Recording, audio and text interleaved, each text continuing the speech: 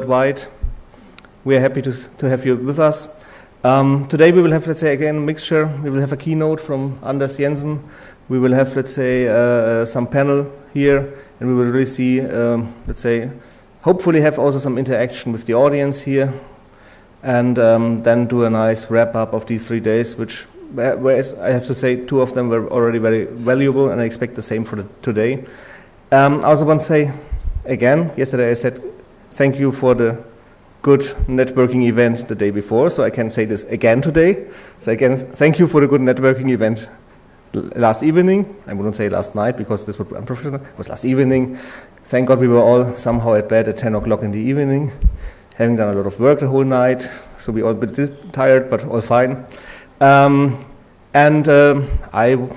have to say that, again, please all people here at the location sign in outside, give your signature. Again, it's very important for the administrative bits. We will see which NCCs don't sign in, so probably we will take this from their budget then. And this is the only thing which helps usually. No, just drop by a registration and just give your signature. I have not given mine yet, so I will do this immediately in the break to be a good example. And with that, I would hand over already to Anders, which will, let's say, give us a nice keynote viewpoint from the Euro HPC JU. So Anders, the floor is yours. Thanks.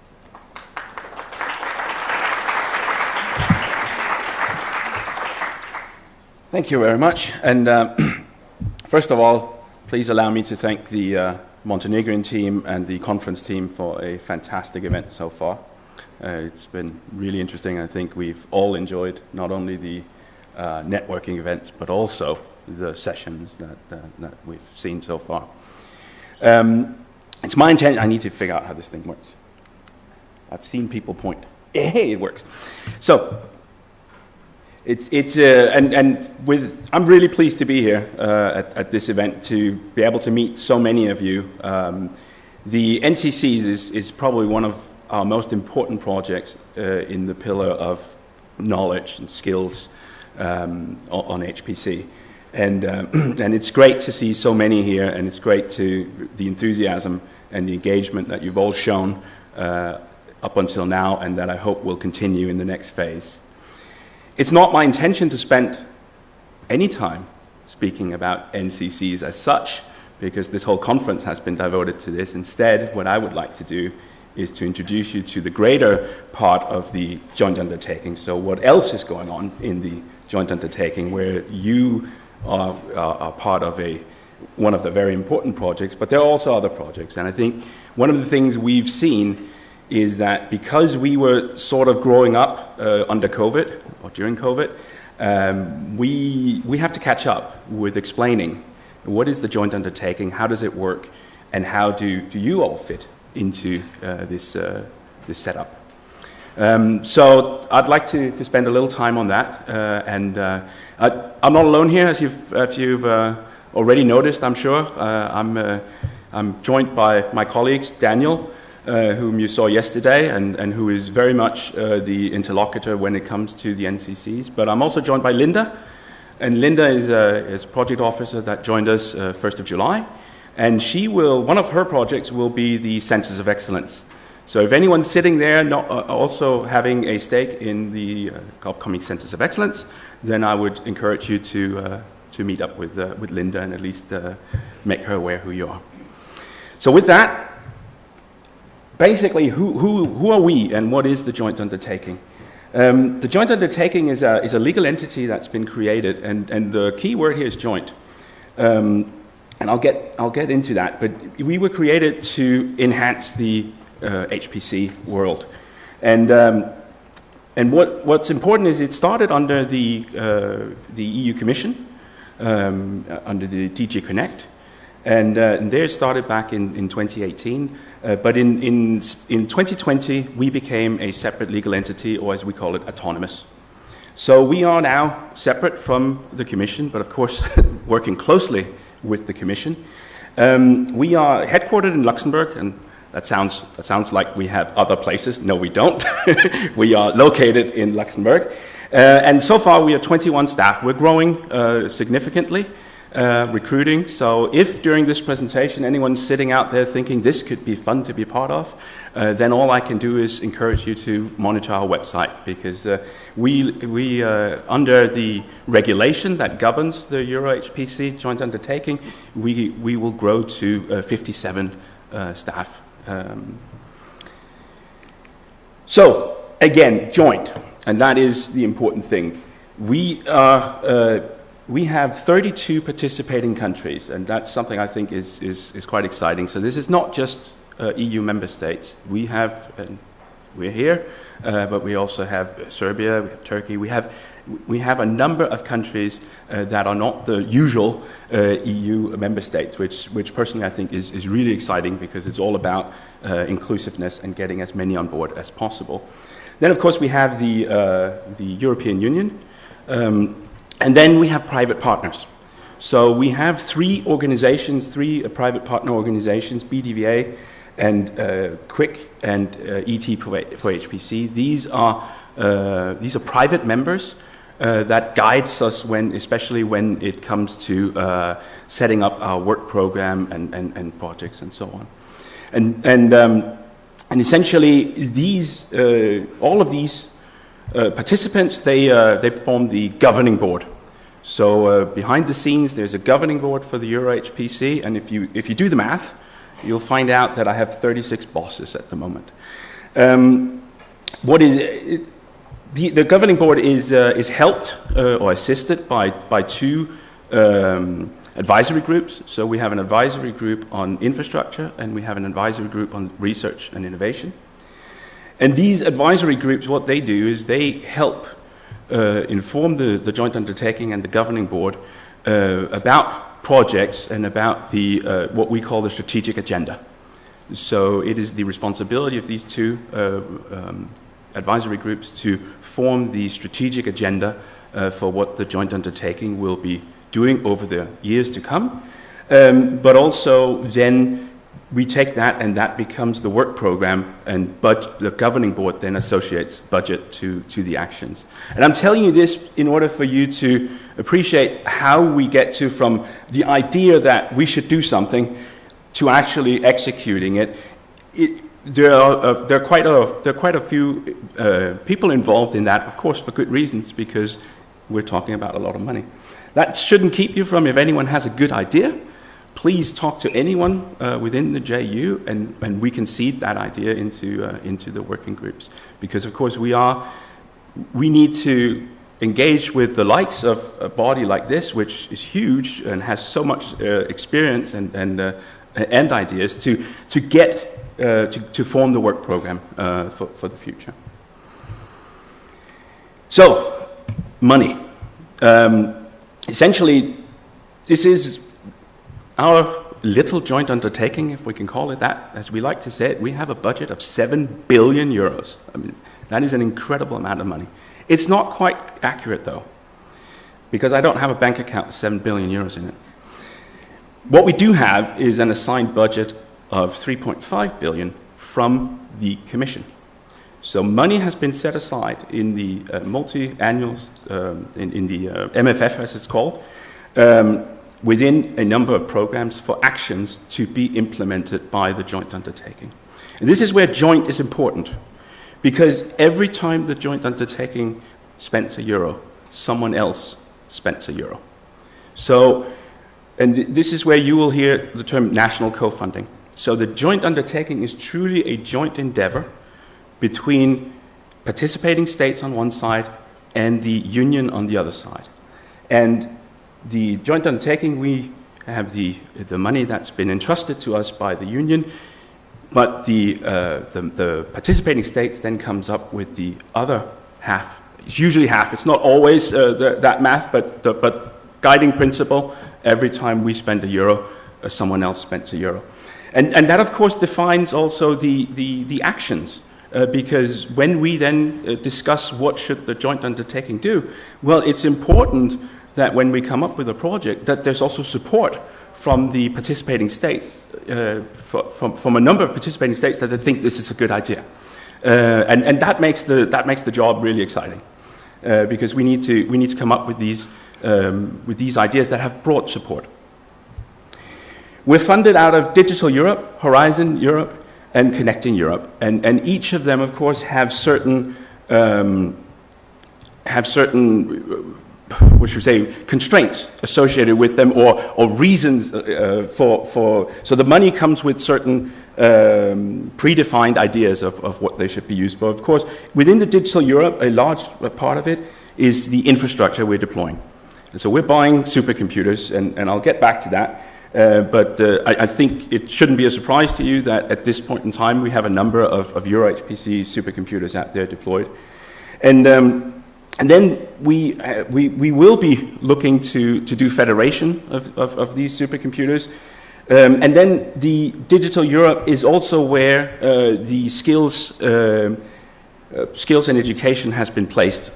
So that is why you will hear the fact that, especially for the NCCs, there are right now some discussions because we need some countries to associate themselves with the DEP program in order to be able to fund.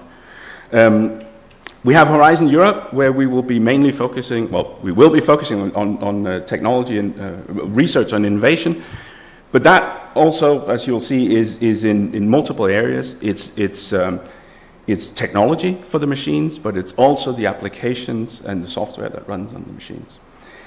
We've also been given the task to look at international cooperation and start funding projects within that. And then in Connecting Europe, we will do exactly that. We will interconnect all the machines. The intention really is that a Euro HPC machine, just because it's located somewhere in Europe, shouldn't be a problem. All the machines needs to be joined up with really high-speed connectivity. So if you read our regulation, what you'll see is that we are put on this earth to create a world-leading supercomputing and quantum computing infrastructure and ecosystem. And you'll hear me talk about, refer to the new regulation. So essentially, we had a new regulation passed, and this is where adopted, this is where the 7 billion comes from. Actually, many of the machines that we are still deploying were actually funded under the previous program, so they're not even taking money out of that pool. But what I find exciting about the new regulation is it added quantum to the domain of Euro HPC. Now I want to make it clear, what was added was quantum infrastructure, from the point of view that the joint undertaking will do for quantum what we've done for HPC machines, which means and the call has been out and it has closed. We've gone out and asked who wishes to host the first Euro HPC quantum computers.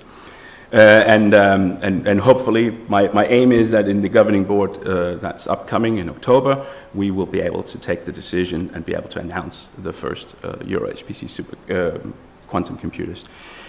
What's important, though, to say is the whole broader quantum agenda, so research and innovations on that is with the Commission. So the Commission continues to run the broader strategy on quantum, along with all the research projects. We have been asked to purchase quantum computers for the community to be able to use. And then on the technology side, the aim really is, and you'll see that also in our regulation, the aim is to have an increasingly growing technology footprint of European technology in our machines. So we're not only, and this is actually important, the joint undertaking is not just here to provide all of you guys with compute power. No, we're also, at the same time, the intention is that Europe needs to become more self-sufficient technology-wise and be able to have, to be a European component should become a larger and larger part of our, of the machines that we deploy. That does not mean we won't buy an American machine at any point in time. Far from it. It just means we also want to be able to build our own machines. And a lot of a lot of projects are going on in increasing the knowledge within Europe for us to be able to do that. And we have a very ambitious goal. That is that we refer to the second exascale. I'll talk about the first exascale in a moment, but the second exascale, which has yet to be it has yet to be decided who's going to host that. That will be done next year. But the second exascale, the ambition is that will be built with a significant amount of European technology inside. That does not mean that the first one couldn't be. I just want to make that clear. But we also need to be realistic about when technology is available to do this.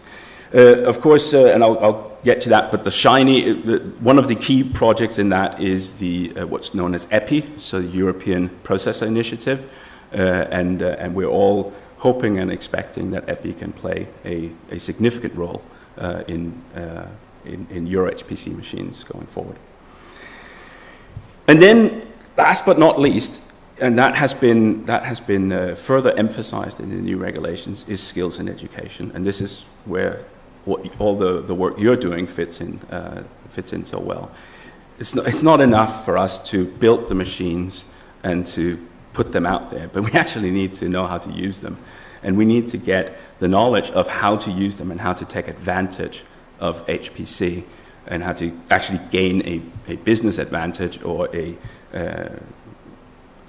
any other advantage from these machines. And this is, I'm sure I don't need to tell you that that's not obvious how to do that, and this is where projects, especially your projects, are just key to the ecosystem, because the more people we get on the systems, the more experience we will gain and the more new ideas will be created. And I hope and expect that we will find new applications we never even thought of as the user community grows and as you engage with SMEs and other parties who have never touched a supercomputer in the past. Because the ones who've already touched a supercomputer, they know perfectly well what they want to use it for. It's all of those other ones out there that's never even thought of the idea or the possibilities.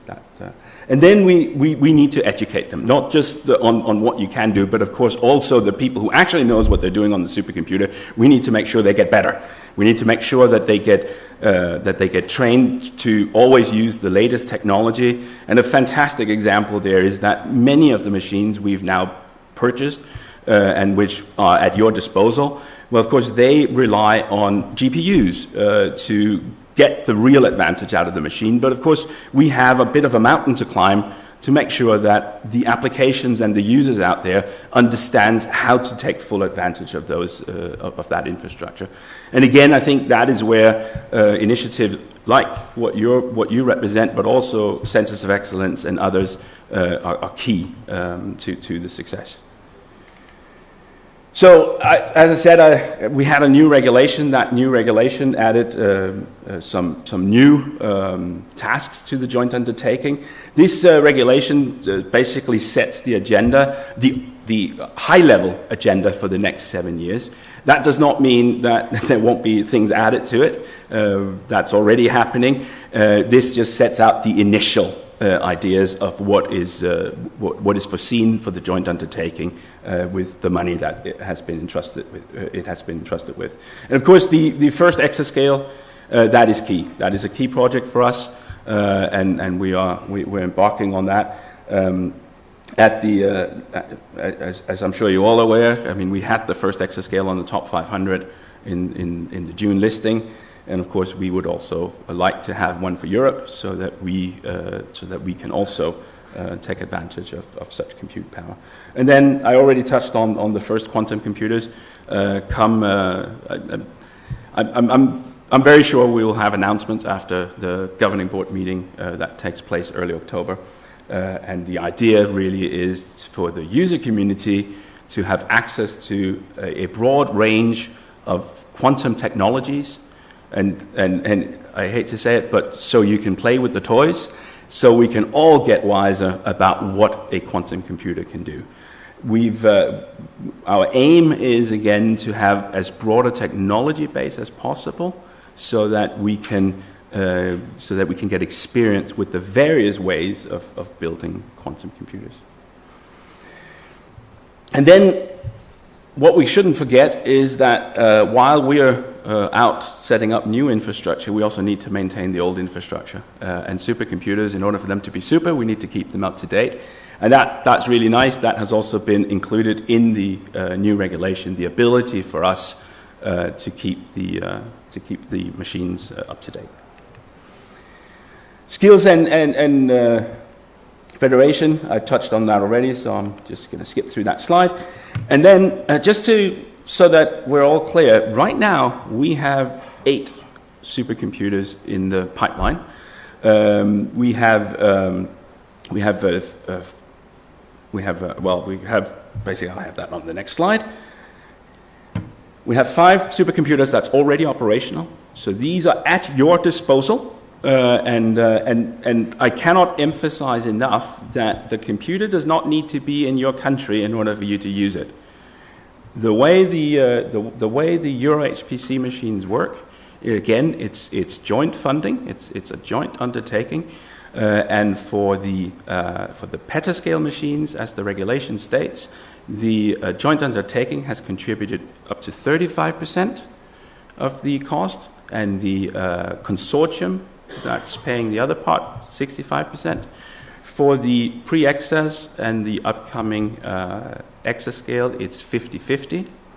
That also means that the joint undertaking manages that proportion of the compute time. So for the petascale machines, we're talking 35% of the available capacity. For the exascale and pre-exascales, and right now that's LUMI, soon to be followed by both Leonardo and Mare Nostrum 5, that is 50% of the capacity.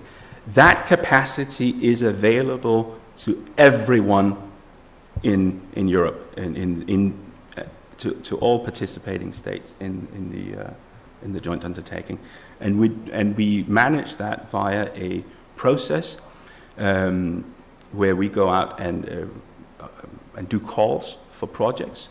And that is done on a regular basis, so you will be able to see all of that up on our website. And there's a process for those of you, I don't think it needs much introduction. We have worked closely with Praise, and Praise has helped us set all of this up, and they've also helped us run the peer reviews that's going on. So for any of you that have been through the process of getting Praise time, this will be very familiar to you. And the idea basically, you go in, you submit your project, you get access, and any of the machines are available to you. Then again, soon these 5 machines will be joined by Leonardo in Italy, by Decalion in Portugal, and Mare Nostrum 5 in Spain. And how do we define soon? Well, somewhere by the end of this year, early next year, for Cinica and Decalion, and then Mare Nostrum, early next year, and then Mare Nostrum 5, we're looking at somewhere mid next year. So they are all being constructed as we speak, and we'll go through a phase. What we've been very successful with LUMI is a gradual taking users in. Even when the machine was not completely finished, we got users in, so that it was early adopters and so on. So we'll work with the team, because again, it's the team that's hosting the machine that runs it, and they honestly they know best. So we work with them to announce a schedule on how users get access. But it all starts with you putting in an application, and on our website you'll find the access policy and the description of how to do it. I do need to say something about LUMI, because it was with great pride and pleasure that I was called on a Sunday that I had to go to Hamburg on the Monday, because there was going to be a press conference, because LUMI was number 3. I do think this is a testimony to the investments that we've made into European infrastructure, that we managed to make it to the top 3. Well, be number 3 on the top 500 with LUMI. I think and if we look at it, essentially number one, we were supposed to be number two, but number one, of course, that made it to exascale, bought exactly the same machine, they just bought more. so I think for any of you that's looking to get access to Lumi, you are actually getting access to the exact same architecture and technology as the first exascale machine in the world.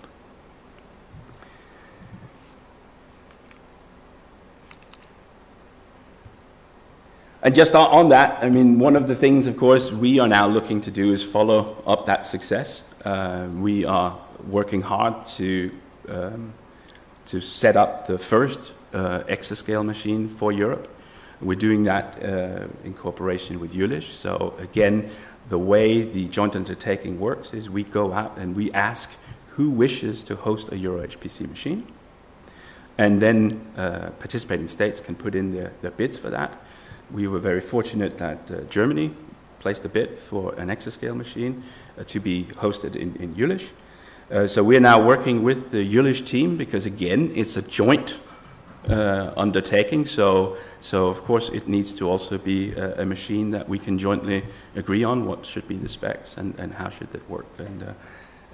So my team is now working with the team in Jülich on defining the technical specs and how we will do the procurement for this.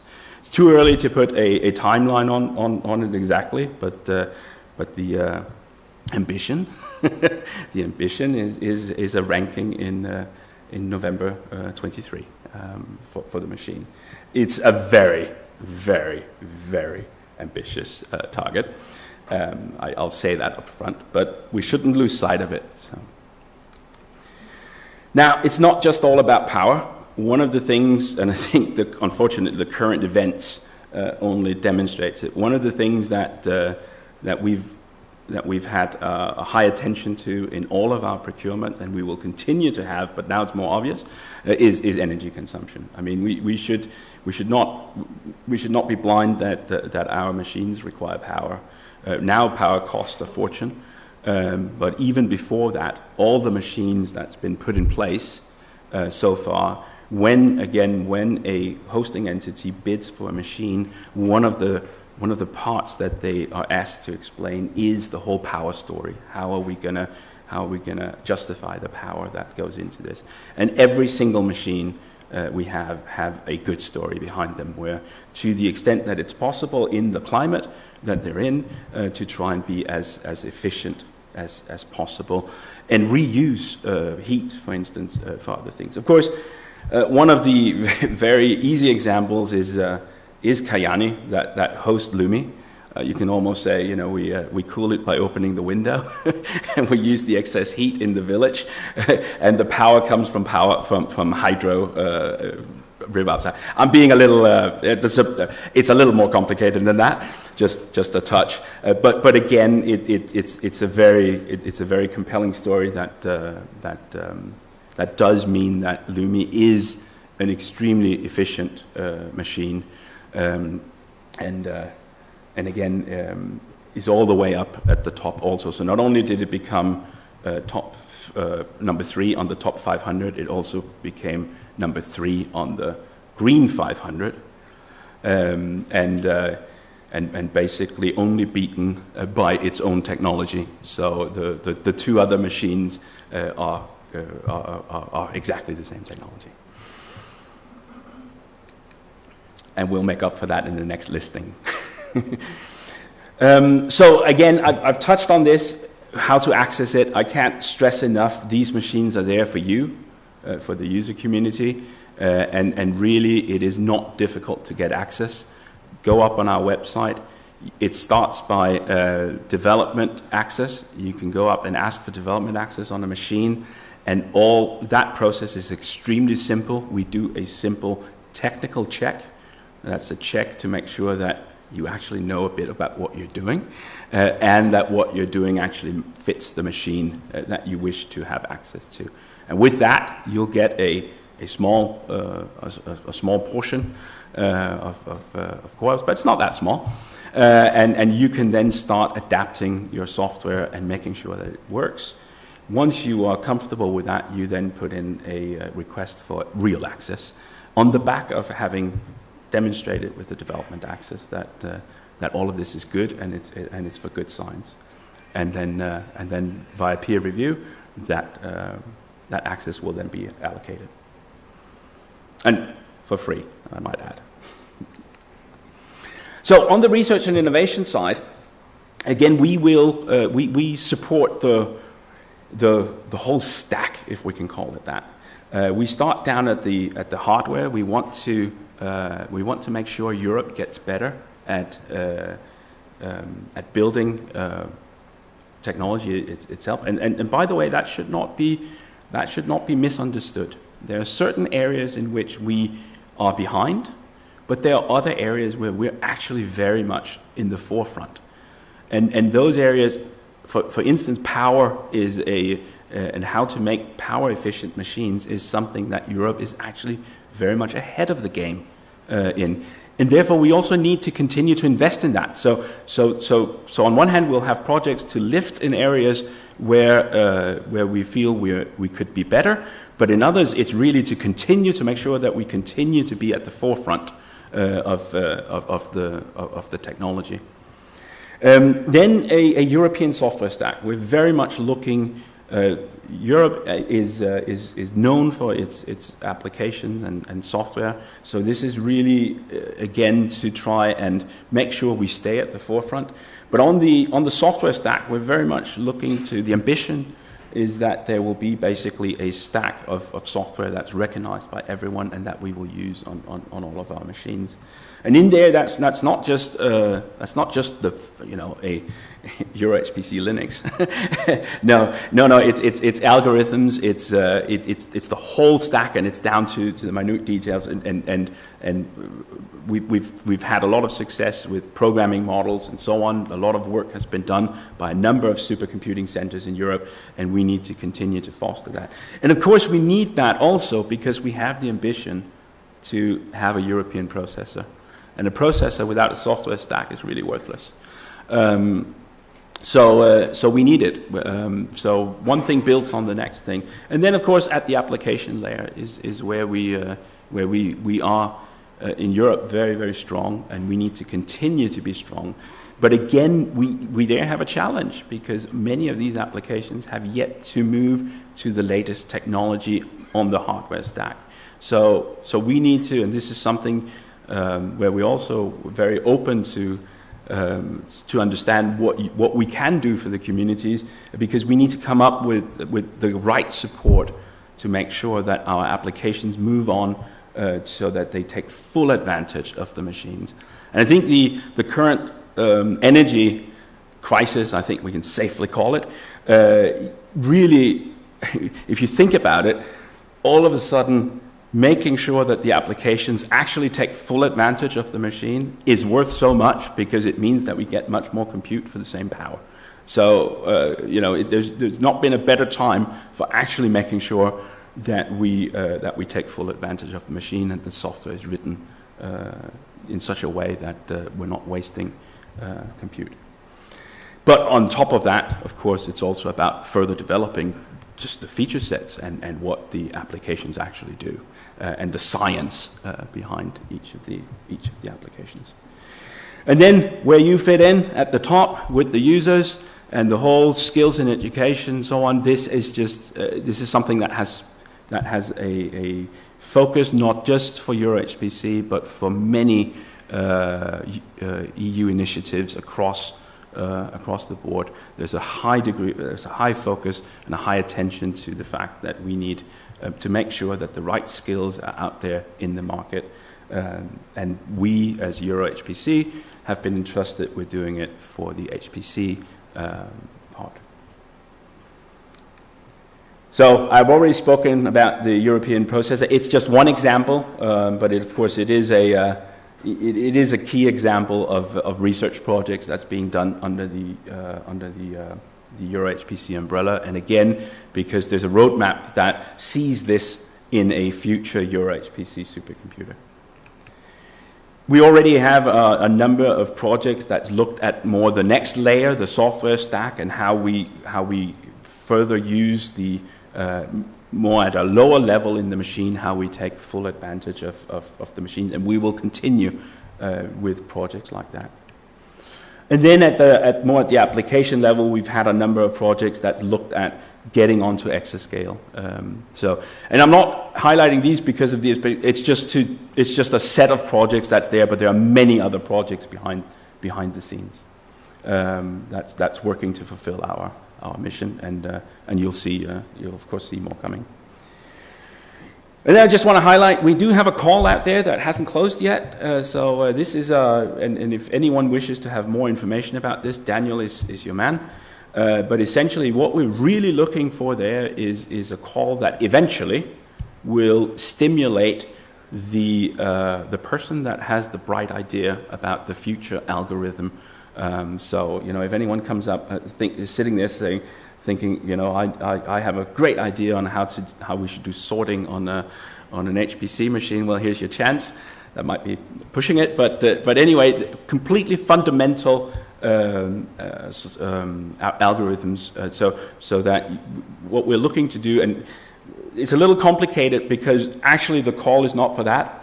The call is to find a consortium that will do that for us. So essentially right now we're out with a call where we're hoping to find a consortium that will set up what's known as a cascading grant, a bit like the Fortissimo idea, and then that consortium will go out to end users, and where someone out there is sitting with thinking he has a good idea or she has a good idea, and just needs a bit of funding in order to test whether this will fly or not.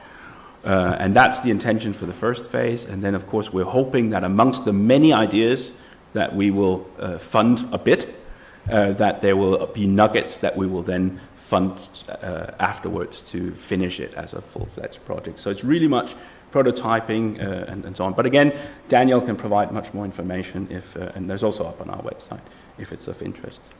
And with that, I'd like to thank you for your attention, and of course, both myself and Linda and Daniel, we're around and ready for any questions and discussions. So thank you very much, and again, thank you for a lovely couple of days.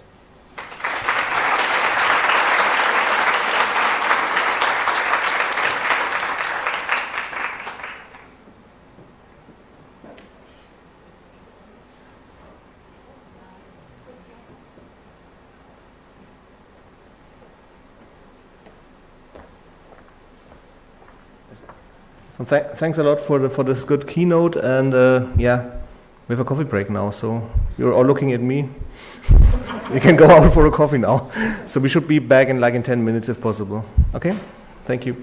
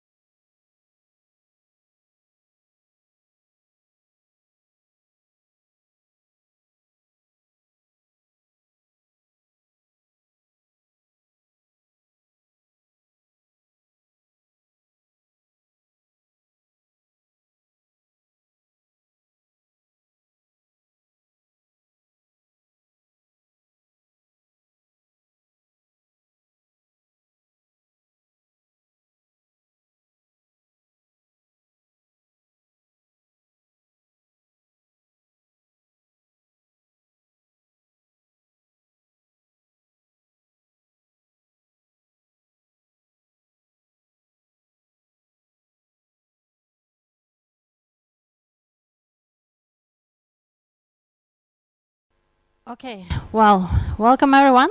I think we can start with our panel session.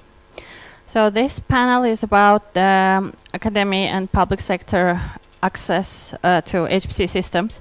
But before we start with panel, just one announcement is that buses that were scheduled today for 11:30 will move 11:45. So we have 15 extra minutes to run 2 buses.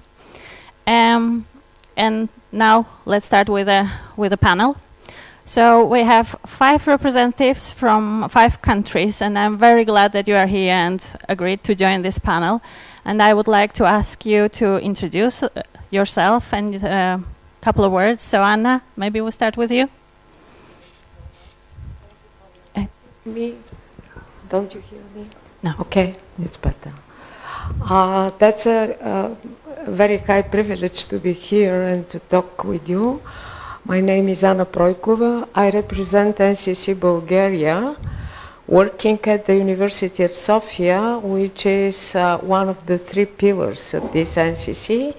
The other is the University of National and World Economy and the Institute of Information and Communication Technology. For myself, I'm a full professor in physics, and I completed my theoretical physics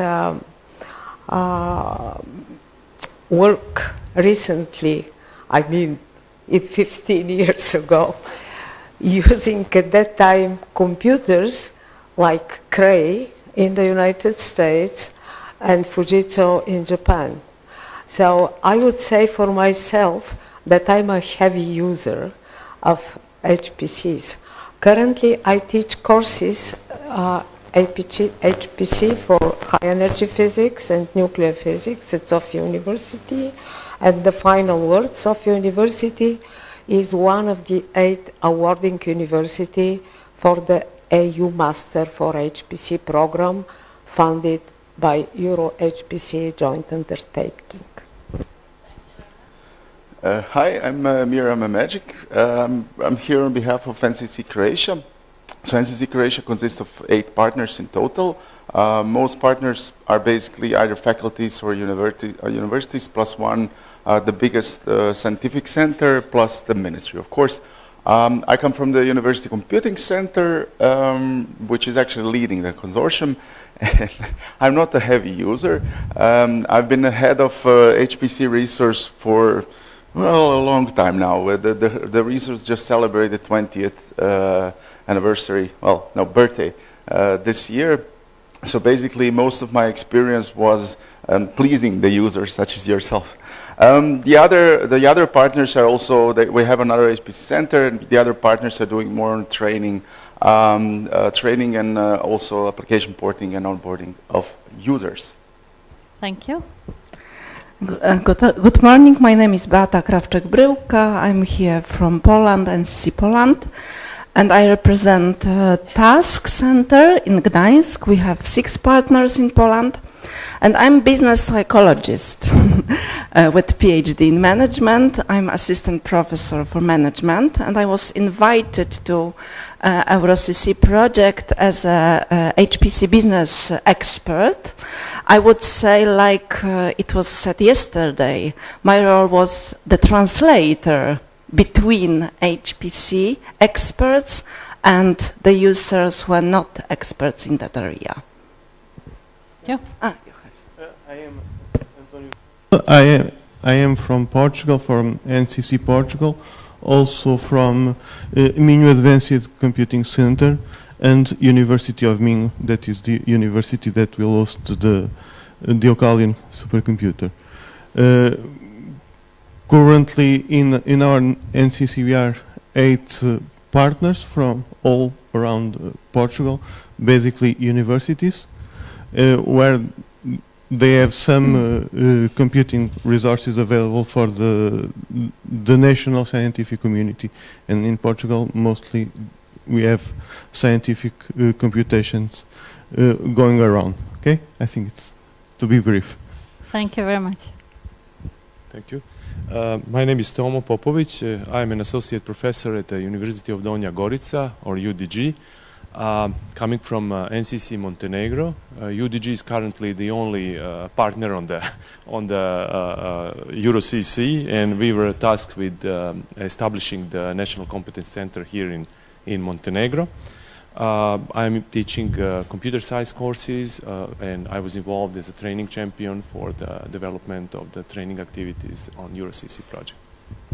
Okay, thank you very much. So we have a really nice panel representing user, system, public sector relations, communities, and also the new generation that is being trained to use the HPC. So we have covered all the aspects in principle. Great. So would you be so kind to explain how is the situation of usage of HPC systems by academia in your country, and how is it with public sector? Is it the systems are full with users and you are seeing an extreme interest, or is it still some work to do to make them understand that HPC is the future for their research? So let's start with you, Anna, because you have the close microphone, please. It's okay? Okay, thanks. I said that I'm a heavy user, but on the other hand, because I'm a physicist, I usually take care of machine I'm using. So I share the responsibility of chairing the HPC laboratory. So I personally take care of one of the HPC clusters in Bulgaria. So let me tell you specifically, the users from academia are really enthusiastic, and with the new machine, which was installed last year in the same place where is my laboratory, Sofia Technology Park, they jump to use it. However, this is a point which probably will be mentioned by many people. It is not only the machine. You need competence which is coming from the team of the machine. So what I'm doing is to elucidate and facilitate the conversion of different teams that are taking care of different parallel machines in Bulgaria in order to navigate them and to give them the chance to use the new supercomputer. So another thing which I think is important to share with the audience is how to attract the public sector. So most of these ministries or other entities outside academia, they usually refrain from using the most popular technology because they are afraid that they will not be capable to use it. So one of the things I'm trying that we should do is really to demonstrate how the public sector will benefit from this kind of new technology. And the next question I will talk about the technologies which are converging. So to me, the difficult part is the public sector at the moment, because in any case, academia is interested. So if I understand you correctly, the public sector needs a very elementary information about what is HPC and how it can be profitable for them, and like very low-level training as well. You ask me Yeah, you. Okay. So actually one of the reasons that I jumped into the next project for training is really to train the new generation which will transfer the knowledge about this. So at the moment, because it's a slow process, believe me that any machine, including, let's say, aircraft, you cannot immediately take like that and have all the users on the board. So this process should not be discouraging. I faced several times installation of new machines in different countries, very developed as well. So it needs time until the people appreciate the new machine as not obstacle to jump over, but something which is helping. So here we have a person to translate, Exactly. It's important to tell the people that this is not because it was there only, but it is needed.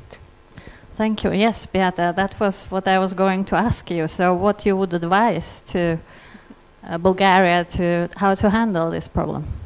I think the key is to find out some tools to translate the services that HPC centers offer into the language that our users use, and to explain them how we can answer their needs.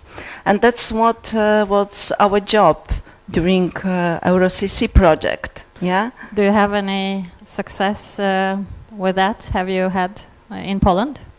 Well, we introduced at least 3 kinds of tools. The first one was proof of concepts. So the examples that can prove the users that HPC can be used, in what way that it can be beneficial for them. And we have prepared some proof of concepts dedicated also to public sector. The other tool we introduced were success stories. And I must say it was very difficult to find them out. Why? Because at least 90% of our users are academic users, yeah? But fortunately, some of the projects implemented are dedicated to needs represented by public sector. So we tried to find them out, to describe them, and to describe them in the way that they can be triggers for the potential users to be interested and to build their awareness as well. Okay, thank you very much. And Antonio, you are representing the scientific communities. So how is it going now that the Ocalion is coming up? Everyone is sitting and...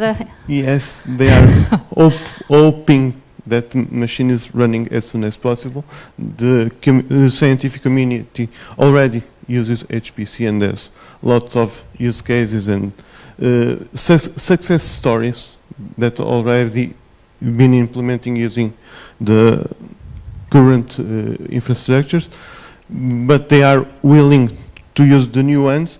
And also I think we have done some meetings, some meetups with the public sector, industry also, trying to engage them to use HPC. And nowadays we are cooperating with Portuguese Navy to use HPC to helping them understanding the signals, sonar signals from the sea. So we are trying and engaging with them. Now we will have some training so they can start using HPC. And I think that if we spread the word, if you gather many people together in these sessions, maybe other sectors will adopt also. I think it is, these days we need to show off, to try them to came to talk with us. I think much of them don't even know what the HPC is, so yeah. We need to teach them that also. I'm wondering, and that's maybe a question to you, Emir.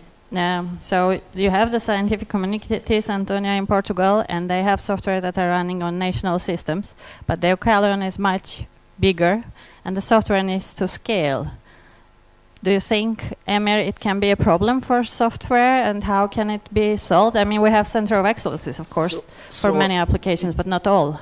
I think it was a really good comment that the HPC is not the machine. If you treat it as a machine, it will be underutilized, because the HPC is the software. And this is something that we learned very early on. I mean, there are power users, and they can come, and they will find the ways to run the software. Even if it's not efficient, they'll finalize their tasks. But in the end, you are not able to attract new users if you do not build the layer of basically translators, but on the lower level, which is basically doing the adjustment of all the applications for the particular hardware. So in their case, especially because your machine is quite different from the rest of them, you're the only one with the ARM processors, I think for you it's really critical that you prepare everything for at least you have a baseline of applications for the user that are interested, and of course prepare tutorials how they can port the other applications on top of it. This was really crucial for us. In the beginning, we couldn't attract that many users only because we have like one application. Now we grew to like 100 applications, so we have a constant flow of users coming to us. So we are learning from them how these things should actually run. What we also did, we actually employed 5 actual users. And we are now kind of morphing them into something between, we call it, which is sitting in between me as a sysadmin and the users. And it's working very, very well. So you would recommend that model, having sysadmins and then intermediary? Yeah, definitely helps. Okay, and what is the knowledge of intermediary? Is it both hardware and software? No, actually no. What we did, I mean, scientists are clever people, and the IT is not that difficult. So they cannot develop new codes yet.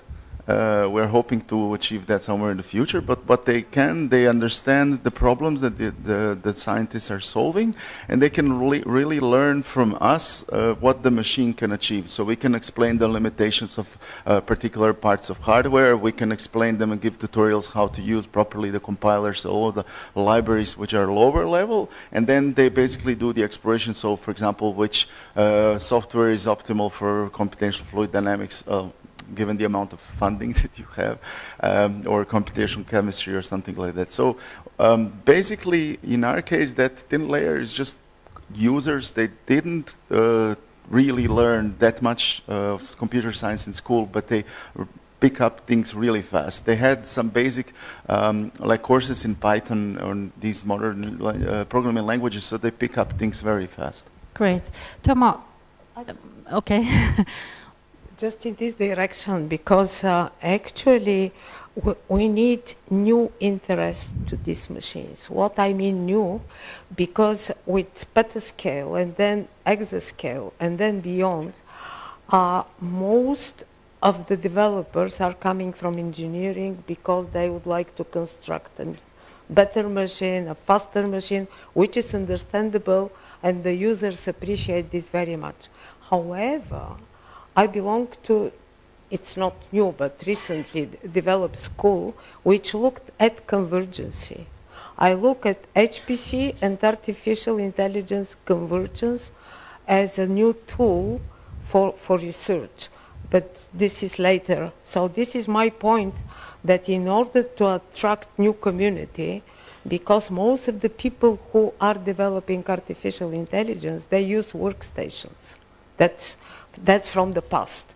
But now, with the new machines, which are hybrid, not Discoverer is not, but there are some hybrid machines, then you can attract this and develop this very new school, which needs new hardware, new software, new users, and that's my point. But Tomo, exactly there, I would like to ask you. So you are responsible for training of new generation. How is it?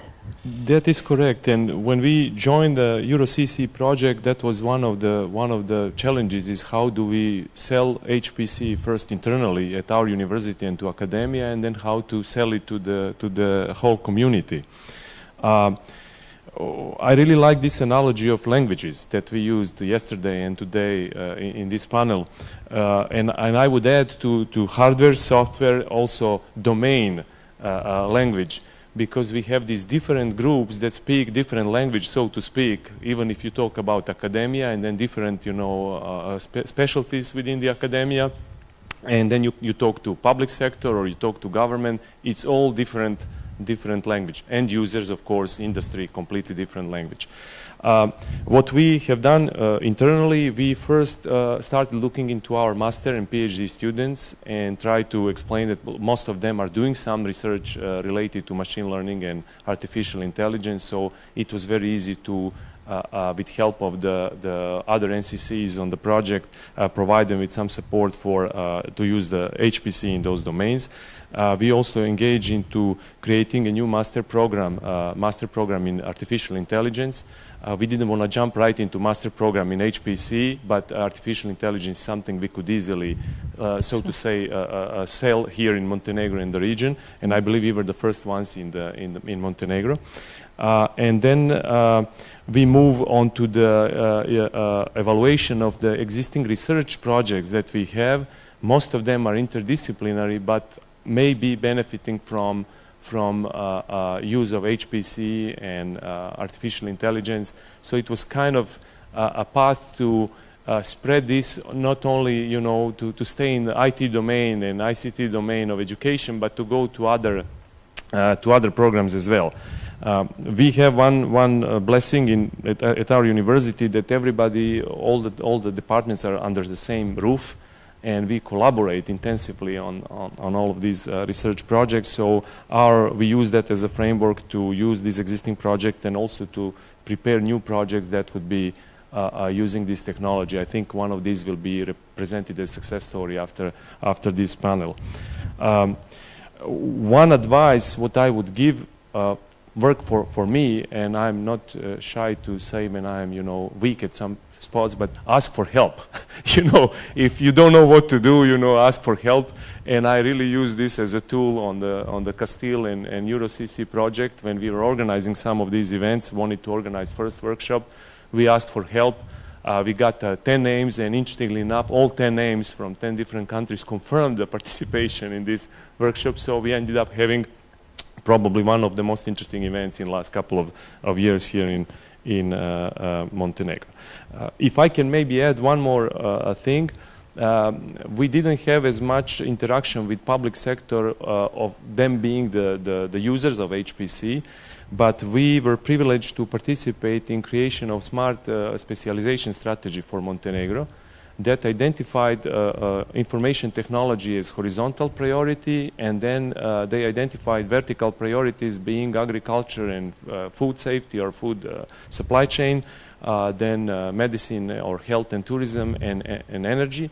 So we use that strategy as a framework to target the domains, you know, other than IT, in which we want to maybe create showcases or success stories of HPC and artificial intelligence in. And I think this is working very well. Every time we communicate with the ministries, if we say it's related to the specialization strategy, they are very willing to give us some space or, you know, provide some support.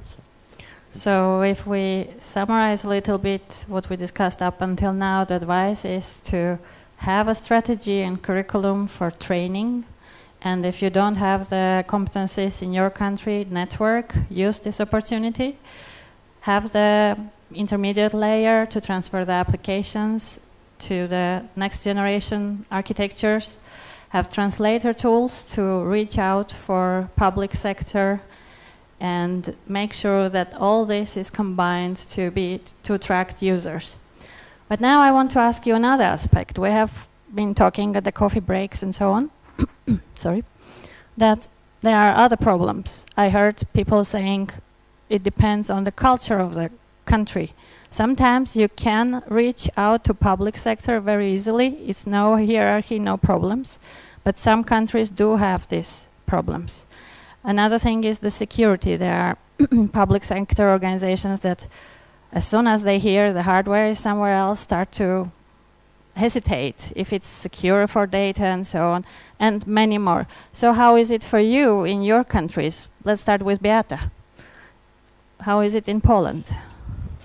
Well, there are many challenges. For example, some of our clients from public sector are public hospitals, and there are, for example, some legal aspects that are very difficult when we want to use medical data. Yeah, that's something that's the challenge for us. I think the challenge is also that the less they know about HPC and our services, more time we need to spend to serve them well. So that's also the challenge, yeah?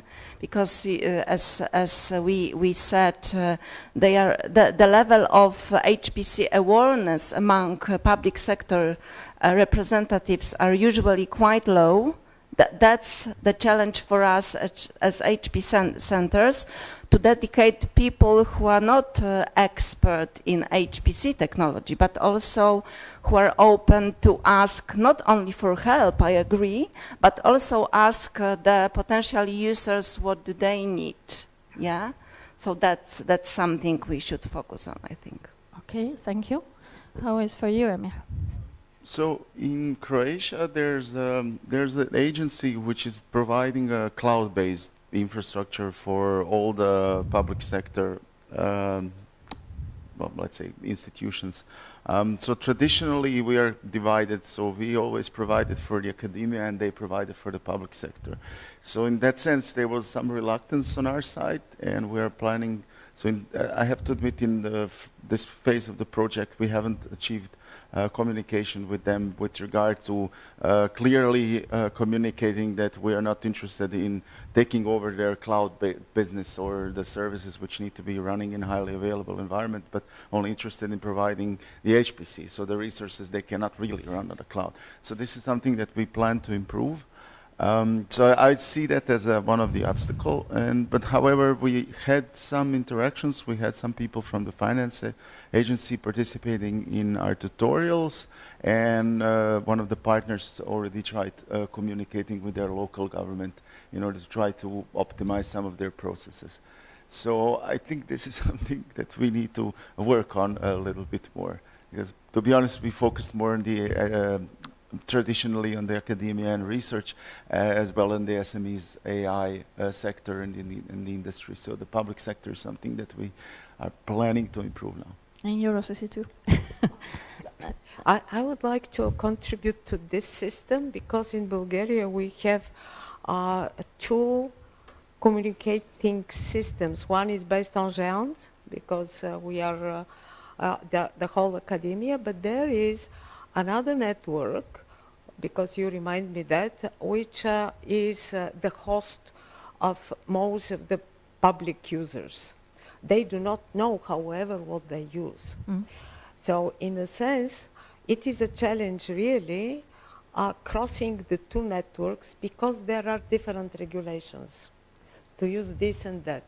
But it's really a good idea if most of the users in EuroCC consultancy would say that, okay, we could respect GDPR at a very high level, even if we cross these networks, then we can put HPC in the cloud, like it is in many places, and then we can solve this heavy GDPR problem of crossing two completely different networks. So this is what I think. Okay, thank you. Antonio, how is it for you in Portugal? Well, the public sector is, although universities are also public sector, but academia and public sector, governmental organizations, governmental organizations are different. We have not yet much relation with them, but I think that, as I said before, the initiatives that we are doing nowadays with Navy, I think will boost other initiatives, because it's, as I said, awareness and people knowing what else they can do that usually or nowadays they using cloud infrastructures and other commercial services that they can obtain from nowadays with the support from academia and research, because much HPC still depends a lot of academia and research to enable to training them so they can be autonomous autonomous users in the future. We are trying, and I think, as I say, the Eucalian will boost that awareness for us in Portugal. Okay, thank you. Toma, do you have strategy in Montenegro for public sector? Well, you know, we didn't experience so much interest from public sector, meaning like maybe, I don't know, governmental institutions per se. Probably they did not recognize the need, or they will have it in the near future.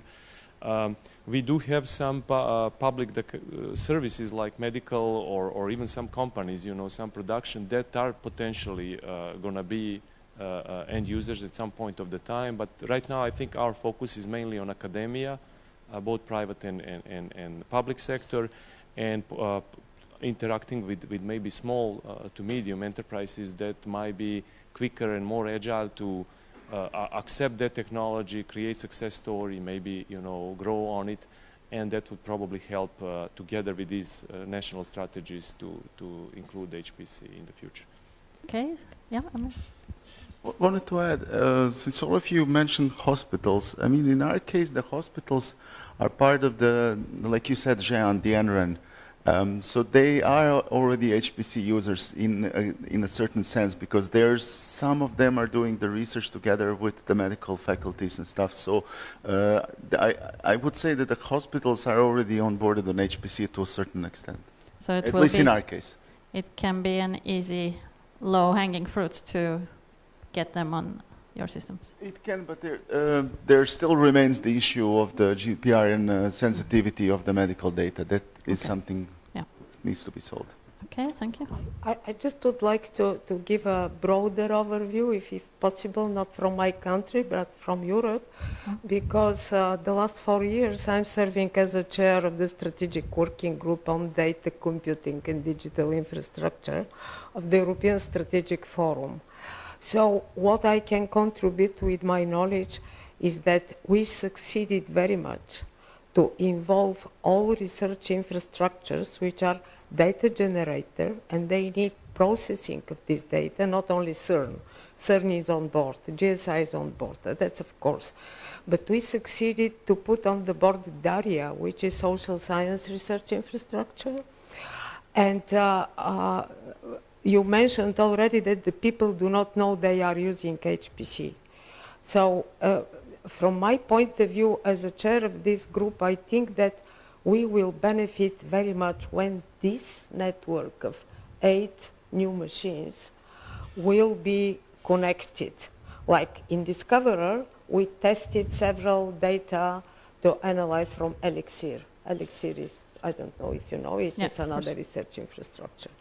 So this is very important at the moment that Europe as a whole, it's written that together we are much stronger, to look at different corners and to see it is academia, but it is academia already involved in research community, which is different. So I believe that HPC usage will be much higher. Okay, thank you very much. Actually, initially we had 1 hour for this panel. Now we have half hour. I wonder if I have 2 minutes just to ask audience, or we're short of time, I guess. So actually I wanted to ask audience if there are any success stories that you can give a hint related to public sector use of HPC. I don't see anything with these lamps. Well, considering the shortage of time, I think we just sum up this panel, and I would like again to thank you very much for sharing your experiences with us, and I hope from this we can have the conclusions to work towards both helping academia to use further the future machines, as well as reaching out to public sector to start HPC. Thank you very much, and let's give applause.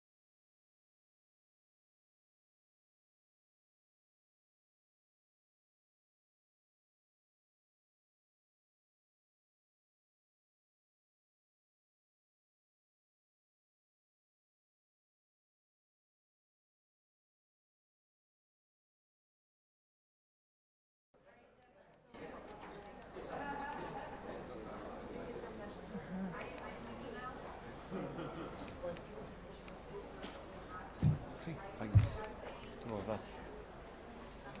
Okay. Oh, just let me. Masha. Jesi spreman?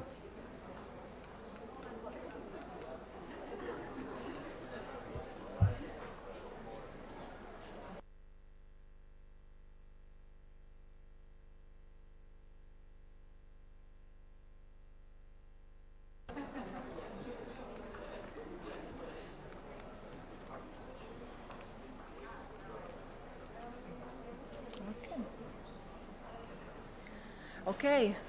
Hello and nice welcome everybody. I think we need to start because we have not so much time left. My name is Tina Martz. I'm a project manager employed at high-tech company Arctur. And today I'm also here as a moderator of this session. So we have the FF4 Euro HPC session and let's start. So a quick look at the agenda. We will modify it according to some changes, but we will hear a few words about the project, and then we will present two really nice success stories. Maybe I would suggest to prepare slides from Claudio, if feasible. Okay, so our first speaker is Claudio Arlandini from Cineca. He will represent the NCC Italy and will explain us a bit about how they worked on their experiment dedicated to the marine litter hunting, and they prepared innovative solution and now he will explain a bit about it. So Claudio, welcome. Thank you. Good morning, ladies and gentlemen. Let me start thanking the local organizer and great EuroCC and CASTIEL management for the excellent event. It was really a pleasure and an honor to be here in these days. What I will present? Essentially, I will give you a short introduction about what is NCC Italy, how it is organized, and then we'll go over the actions that we did to support the SMEs in the FF4 HPC project. I will give some details about this particular success story, and it was already mentioned yesterday by Daniel. And I conclude with a couple of lessons learned for that. So, NCC Italy, I think I'm from Cineca. I expect most of you know what Cineca is, but NCC Italy is much more than Cineca. So we started from the very beginning, try to close all the gaps in our consortium, to have the whole ecosystem together. So we have the main HPC center in Italy, Cineca, together with Associazione Big Data. This is an association that includes all major research institutions and universities that are working on data analytics, AI. That is the bridge towards the academic world in Italy. We have BREX, that is one of the 8 national competence centers for Industry 4.0 in Italy. This is the bridge towards the SMEs. And then we have what are probably the 3 largest companies in Italy that use extensively HPC in their operations. It is Eni, oil and gas, Leonardo, manufacturing, and Dompe, pharmaceuticals. So, what do this mix create? What is the added value? And the added value is that we can leverage on the ecosystem of this partner and to create on top of the ecosystem a platform of services that we can deliver in every directions.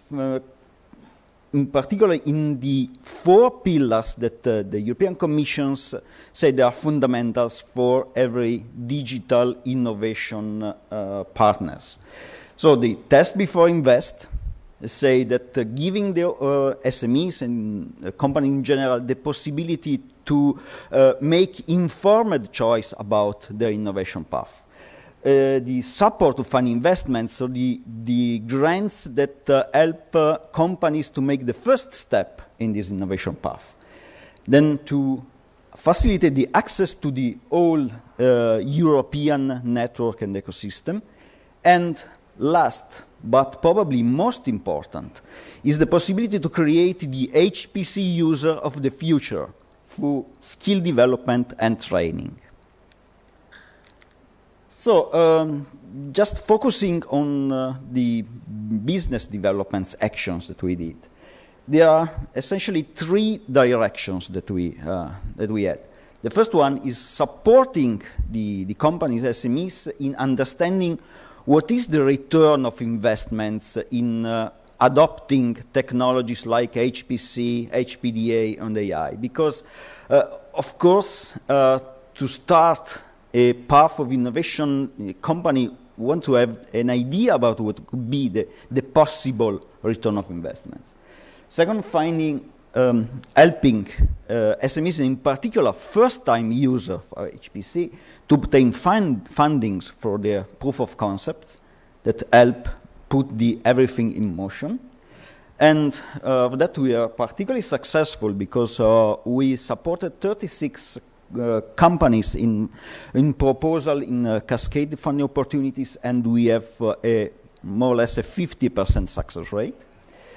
And then we launched our own proof of concept call, and we had 11 submissions, and we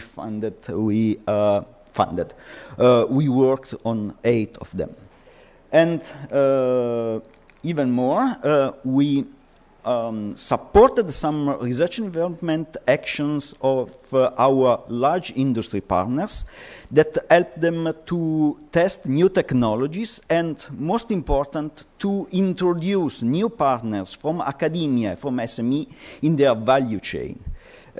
One of those was based on quantum technologies, and I may be wrong, but as far as I know, is the only example in EOCC about making quantum proof of concept.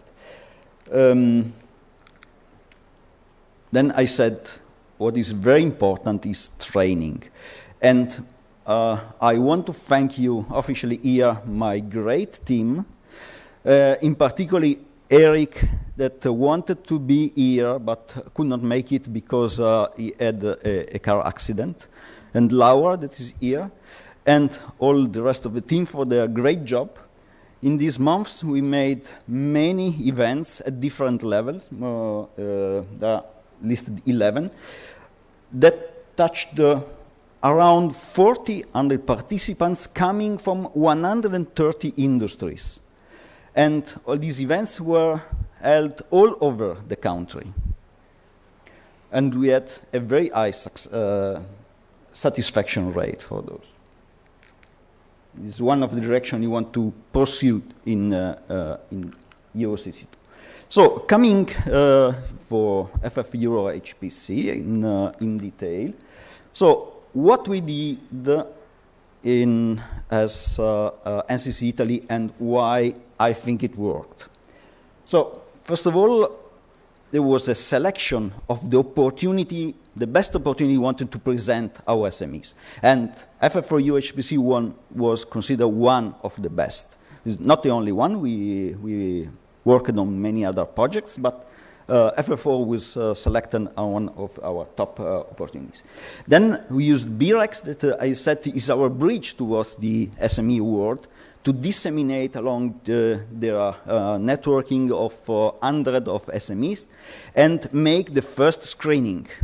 Because it's what is very difficult for us as an HPC center is to work directly with industry and try to understand which is their problems and what are the best to be pursued with HPC. Then Cineca together with BREX helped.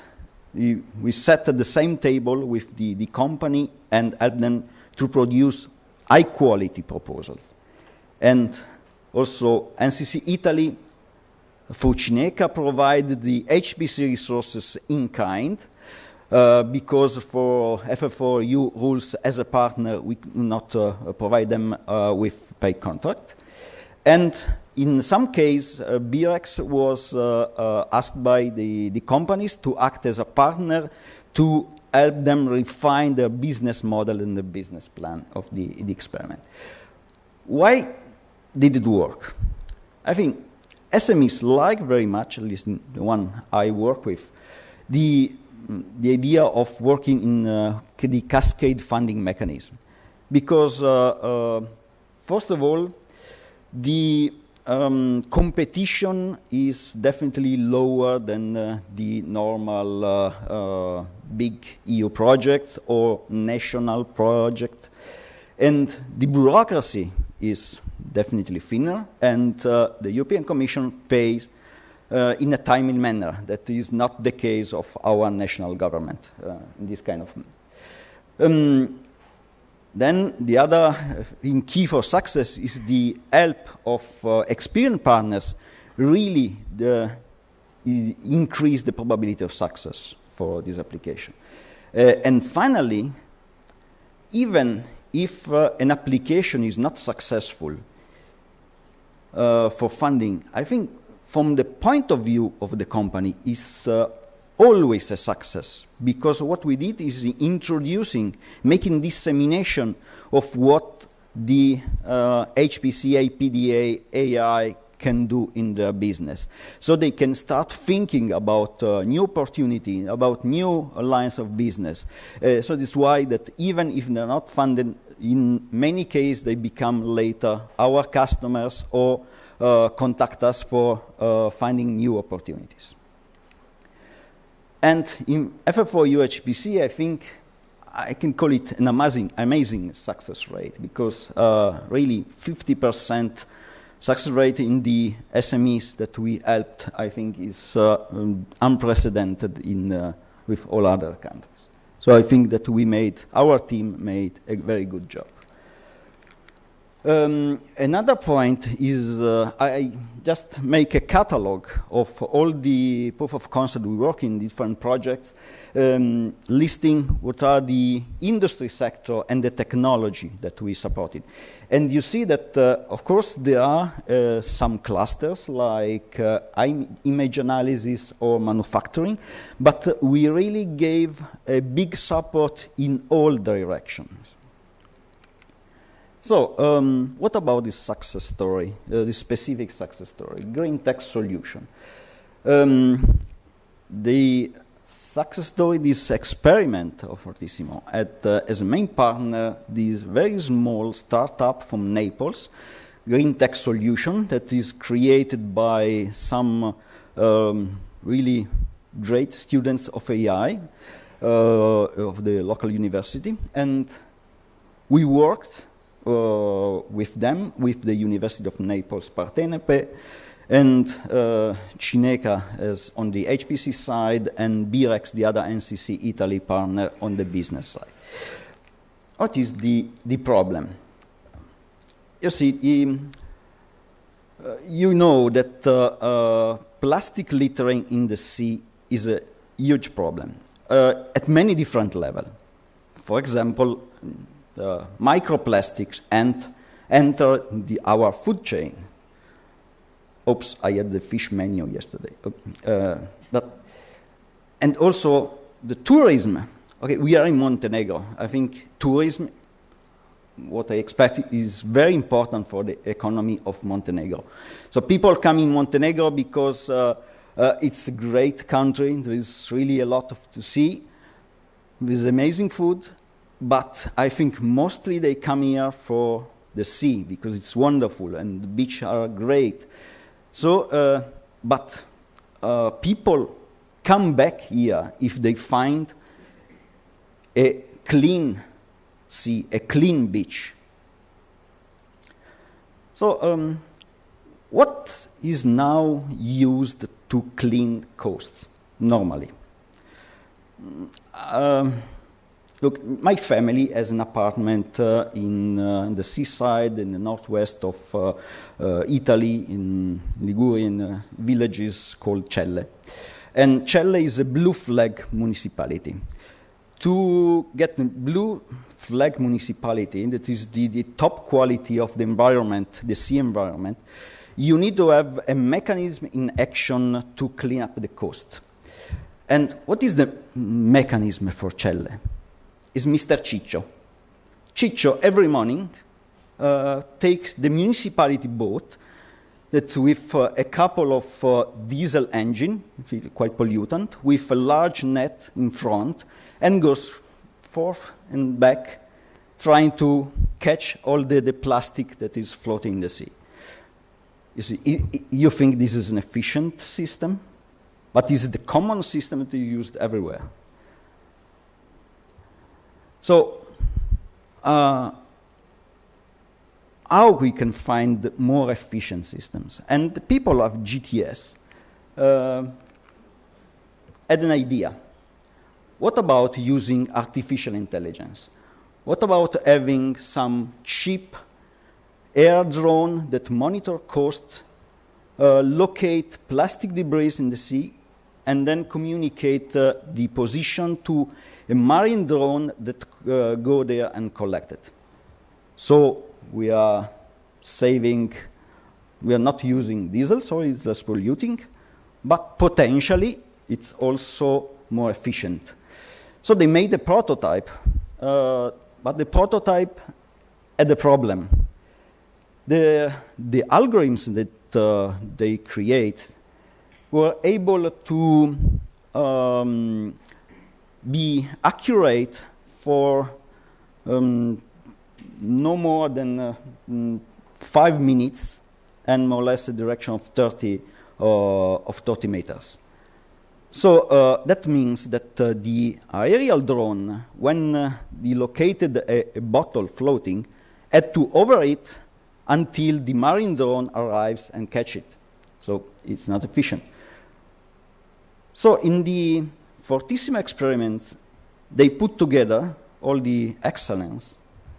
They put together the excellence coming from the University of Naples, Partenope, to improve their algorithms that forecast the movement in the sea of a plastic bottle of other litter in function of the sea current, of the winds. They asked us to improve on parallel systems the training phase of these algorithms, because they are, you can imagine, they are quite huge, they require a lot of computational power. And also they asked the help of BREX to help them to create a viable business model on that. And the results exceeded their expectations, since with the new algorithms, we are now able to forecast the movement of many types of litter in the sea for 100 minutes. That means that this allows the system to be used efficiently in a range of about now 10 square kilometers. So, and is able to identify different types of machine litter, and of course to follow this the evolution in for hours. What is the result? The result is something that, according to the evaluation that we did, we are able to cut what are the costs for the usual system of coastal cleaning. Mr. Ciccio costs. This is about 7,000 euro per kilometer of cost to 2,000, so a reduction of 3. And this means that potentially we have a viable business for GTS, and they are planning that in the next 5 to 6 years, their company will be able to support municipality in not only Italy, but also in Greece, Spain, and Norway. So, just to conclude, what are some of the couple of best practices, lessons learned that we got working on these kind of projects? First of all, that was already said, it is not, of course, nothing new, that speaking the same language of industries, and especially SMEs, is very important. It's why it's important to have the right partner in your partnership. If not directly enclosed in the NCC, at least you have to individuate them and create a solid collaboration. Then, success stories are important because they create waves. People come if they see some success story in their similar to the business that they care for them, and ask. And we can sort of help them to start their innovation process. Supporting these SMEs in finding funding opportunities in cascade fundings is very important. And I encourage here to have a look to the new EU apps for data project Open Call that started yesterday. I think it's a very good opportunity. Then, of course, another important point that here as an SEC, we are not running a 100-meter run. We are running a marathon. What we have to focus is in building the HPC user of the future. And finally, I would encourage everyone to take profit from USCC. Example, the twinning mechanism, I think it's a very important, maybe at the moment it's still underutilized. So if you see some very interesting competences in other NCC, go talk with them and create opportunities to grow together. Thank you very much.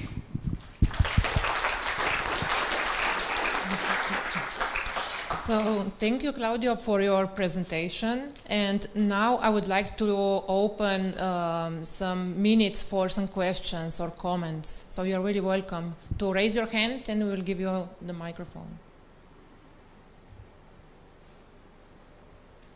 So you have no, it was a really clear presentation, but anyway, maybe you can ask Claudio how to connect consortia, because the experiment is about connecting different actors. We have end user, which is SME, then we have HPC provider, in this case Cineca, and then we have other collaborators, domain experts, technology providers, even ISVs, so independent software vendors. And if you have any questions, how to connect those people, how to get idea about the experiment, now you have a perfect occasion to ask that. Before my flight leaves. Yeah. Otherwise, in case you have my contacts. Yeah, you have NCC Italy is very easy to reach me, so I encourage you to do it. Okay. Thank you very much. Thank you. We have a question, just a moment.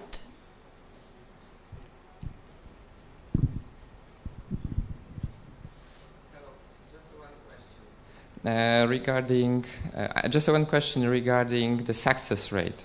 You focused mainly on the success, but what was the reason of fail? Well, probably Guy in Lonsdale here is more, I think, qualified to answer that. Well, the competition in any case was quite tough from all Europe, of course.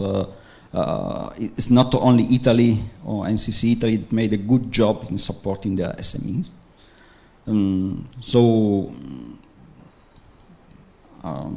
I think in any case, Fortissimo, nowadays third iteration, really created I think, a huge environment of SMEs that are interested in this kind of project that competence to make good proposals. So, Guy, do you want to make another comment? Yeah, so we were in charge of the open calls in Fortissimo and past Fortissimo projects and this project. They are competitive open calls. We use external experts to do the evaluation. The beneficiaries or the potential beneficiaries are not involved, so the organisations in the call are separate, they're involved in the evaluation. And it's competitive.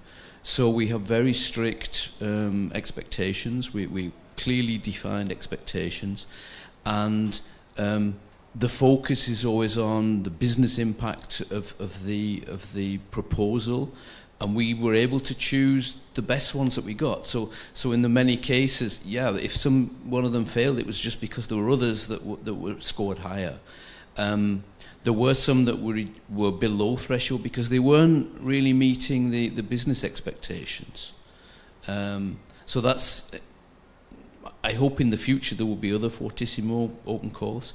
And that's always something to bear in mind, that we're really looking, we're not doing research experiments, they're business-oriented experiments, solving SMEs' problems.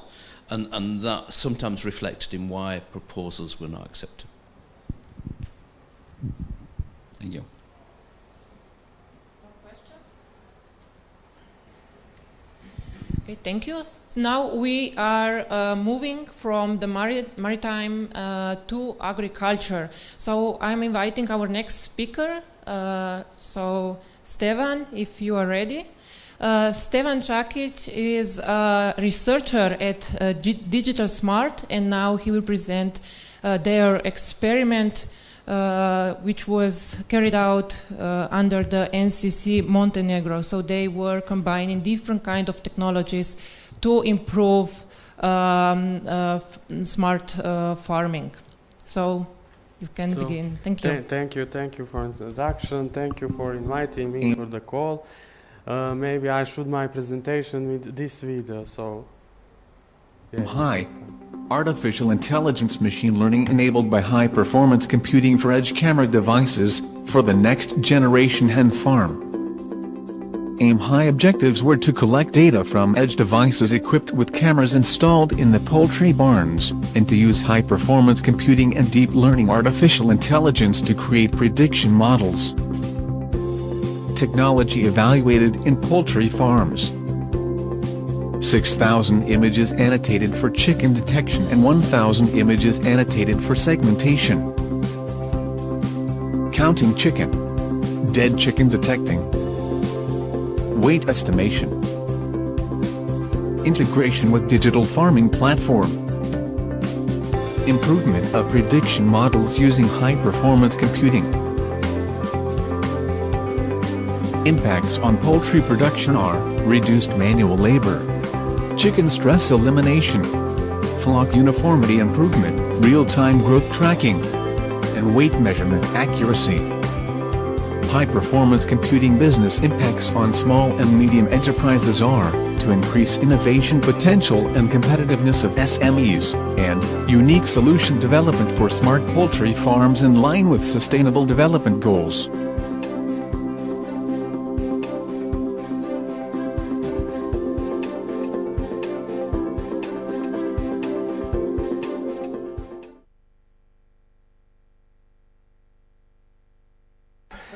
I'm joking. We can start with the presentation now. I'm Stevan Čakić from Montenegro. I'm coming from the Digital Smart company located in Montenegro. There I'm working mostly deep learning research and software development part. I should mention here the organization involved in this project, Digital Smart, and as a technology expert company, DunalNet as independent software mentor. DunalNet helped us with initial AI models, so gave us idea what tools to use for our experiments. Of course, University of Donja, Gorica helped us about HPC expertise. And we have also two end-user companies in Montenegro, Radinović company and Mesopromet company from Croatia. We have this company, Jota Advanced Computing. They help us with HPC resources and provide us HP resources. So we analyze the agriculture business challenges, especially in poultry area, and we define two key problems for this experiment. The first one is how to increase the production on farms by using these HPC and AI technologies, and the second one using HPC and AI to create prediction model for different tasks. You saw on the previous video that we mostly focus on detecting dead chickens, counting chickens, and estimate the weights of the chickens. So we defined 4 questions and analyzed 4 questions. Here, for the first one is how do we address the growing demand for the food and animal protein? Because, as we know, as population grows, the demand for the food increasing, especially for animal protein. The second question: how can we scale this and optimize monitoring on farms? And can we do that by using HPC and AI in combination? How can we answer these three questions? So can we do it by limiting effects to the environment while improving the well-being of animals? So experiment is divided in 4 stages or 4 phases. The first phase is design phase. In the first phase, we define the requirements for this experiment, and also we test some initial machine learning models on simple no HPC platform like local machines and Google Colab online platform for training machine learning models. The second phase is when we realize some I would say find some initial neural networks and tools that we can use to develop good machine learning models. We moved our experiments to the HPC to develop a prediction model that use HPC for creating the best, I would say, combination or ratio between the prediction time and prediction accuracy. I will talk a little bit about that in the next slides. Also, very important phase here is integration between edge camera sensors and decision support platform. So farmers and specialists can understand what's happening on the farm by analyzing the images they received from the farm. And during the validation phase to test our model in real situations and on the real farms. And the last phase, but this is the horizontal phase through this whole project, is project management, dissemination, exploitation. So this is really also important phase. So I will talk about some challenges we had in implementation of this project. The first one is how to use HPC and deep learning to develop a good prediction model. What I mean by good prediction model? In previous, I would say 4-5 years, we are focusing how can we use prediction models directly on the edge devices. In that case, we need not just the accurate model, but we also need somehow small model that is accurate enough, and also the prediction time is also really important here if we want to have a real-time analysis. The second challenge is how can we combine, how can we upload this model directly on the IoT or edge device. Also, one of the challenges is how to create computer vision components for state-of-the-art IoT platforms for farms. So as you can see on this image, you can see the farm that's analyzing, saving the images, getting the images, and moving these images to this sensor in this box above the camera. This is the image directly from the farm. But also we need to think about the ethicals. This is the challenge here, ensuring animal well-being and food production in human way. So not to scare the animals with the technology. Also in this picture you can see, and you saw on the video, integration of computer vision sensor with digital farming platform. This is a platform where farmers can see I would say the state on the farms, when we analyze the benefits of all this technology stuff that I mentioned, we have this lowering the cost of the labor and increasing the productivity. So the farmers don't need to count chickens or analyzing if there is some dead chicken.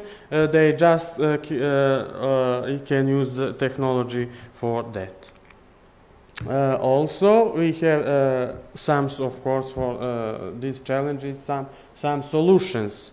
First one, this is the one solution that I mostly do stuff here, using HPC and deep learning to efficiently develop and customize prediction models. We used HPC here to train some huge models with a lot of images directly on HPC machines. Then we analyze the difference on training time between when we train the model on 1 GPU, 2 GPUs, 4 GPUs, for example, or 8 GPUs. For this we use the detector on tool library and RCNN neural network. Detector on tool library is a Python library.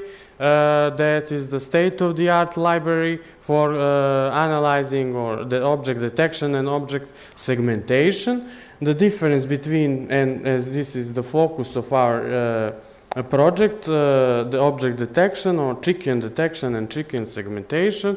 Chicken detection is just detecting the chickens. So these rectangles is just chicken detection, but these polygons around the chicken, this is the chicken segmentation. For labeling these images, image segmentation is really hard and annoying, but we need to do that, of course, to label some data so that model can learn from that data.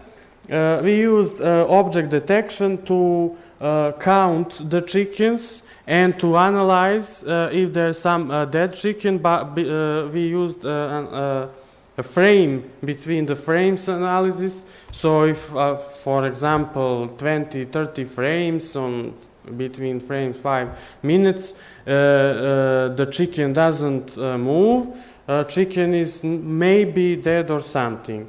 Why we do that? Because by detecting the dead chicken, we can prevent the disease in the farm. So we are trying to prevent some full complete disease to prevent more dead chickens here.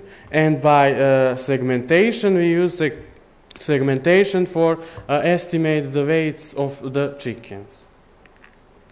So of course my colleagues work on creating computer vision edge kits to upload these models directly on the edge devices. And we used also this, as I said before, in decision support system or platform to support these functions. I didn't mention it, but maybe someone in the audience will know about AutoML. HPC helped us with AutoML to find the best hyper parameters for the model, and TinyML to find best model ratio between, I said before, between the prediction time and prediction accuracy. Let's talk. I'm not the businessman, but I will talk a little bit about the business impact of this project, of this experiment. HPC helping technology SMEs to increase the innovation potential. So with this, I would say, new sensors and new models, other farms can use the same model and integrate this model with their farms. And also we have this enhanced IoT platforms for smart agriculture with benefit, of course, agri-food sector. So, of course, focusing on early disease detection and disease spreading prevention, I mentioned that earlier, improving productivity and also well-being of animals, so farmers don't need to do some things that machine can do. And we have this better decision making in poultry farm operations. So how we connect this project with NCC Montenegro? NCC Montenegro helped us about this HPC expertise. Before this project, I didn't know anything about HPC, but this project and NCC helped me to learn a lot of things about HPC. Also, NCC Montenegro helped us with dissemination with these presentations. You can see on this slide we had some panel discussions about HPC. At UNDG we had some lectures about HPC to the students and to the industry, and we promote some research papers on conferences about this chicken detection and HPC and AI. So again, benefits, this is my final slide, but I really like to talk about the benefits because it's really important, I think. Animal well-being and better agri-food production quality due to improvement of disease prevention and early detection. Environmental, better management of corpses disposal, dead chicken detection, and lower greenhouse gas emissions by optimizing production conditions. Great improvements in development, saving maybe more than 10 times probably for development and customization of prediction models, custom calibration for specific end users, so they can do some custom stuff to use the same models for their farms. Accuracy is quite good for this problem, but as I said before, accuracy is not just the one thing that is important. We also need to be care about the prediction time and model memory size, because if you have, for example, a really good model for prediction, but it can be really a huge and complex model, and memory size can be also huge because of that. And partners expect 10% reduction of both level manual labor costs and level of chicken mortality rate. So that's all from my side. Thank you.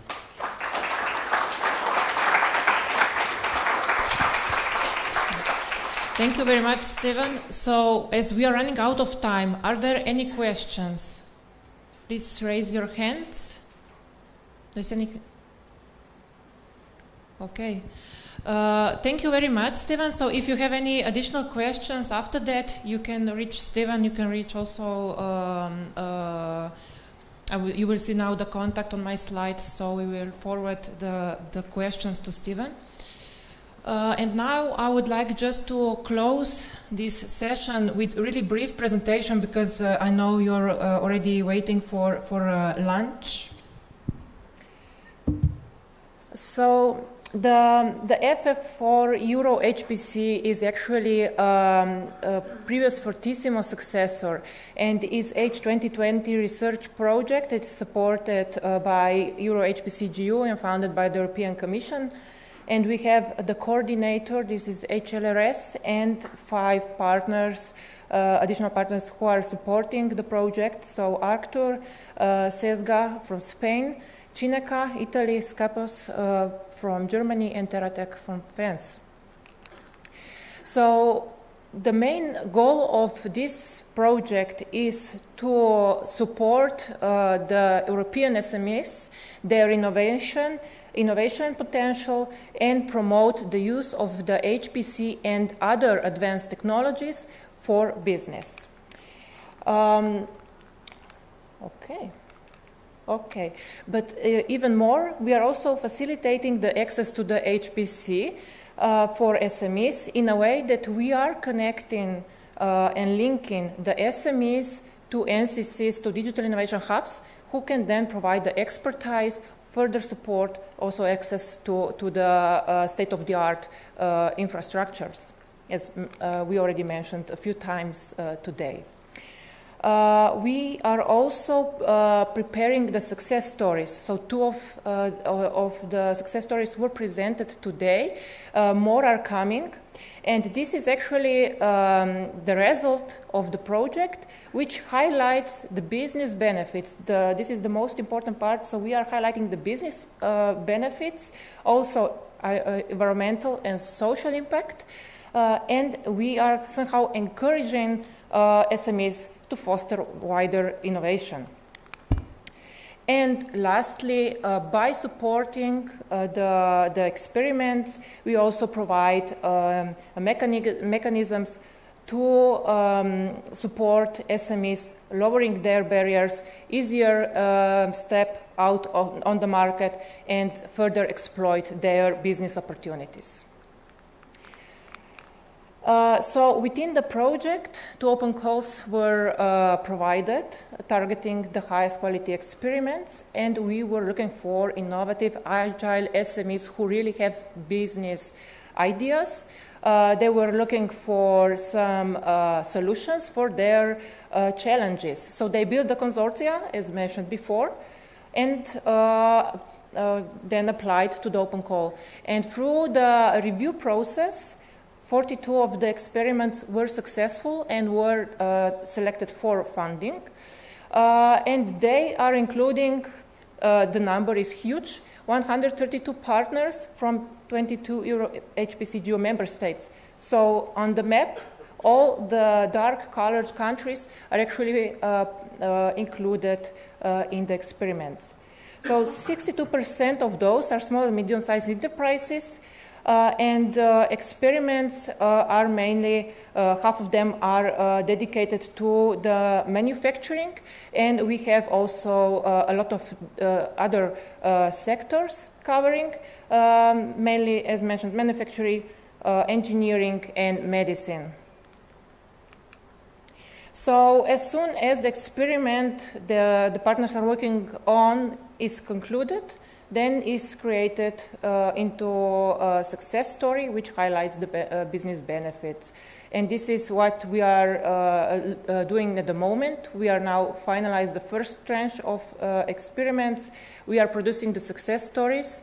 So I have a few booklets with me if you would like to take some with the previous success stories. And by the end of November, we will launch a new booklet. So for further information, or if you would like to get ideas what kind of experiments are running, which sectors are covered, also which partners, maybe from your respective countries, are involved in the project, then you are kindly invited to visit our website and social media, as we are really, I would say, active there. You will find a lot of ideas, maybe how to implement the further technologies. And that's it from my side. So thank you very much for being today here with us.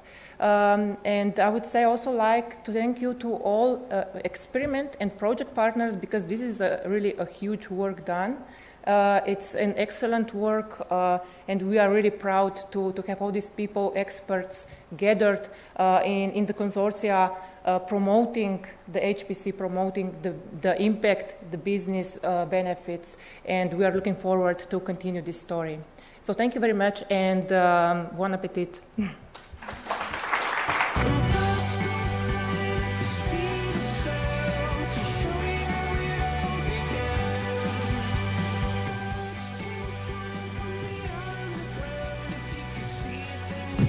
Sorry, can you still hear me? We have just one small change in the agenda, but I think we'll benefit from that. So we'll have now lunch break. The restaurant will serve it from 12, and therefore we decided to prolong the coffee break. So we'll start with the next session of industrial uptake at 1. So you have more than an hour to get lunch. See you later.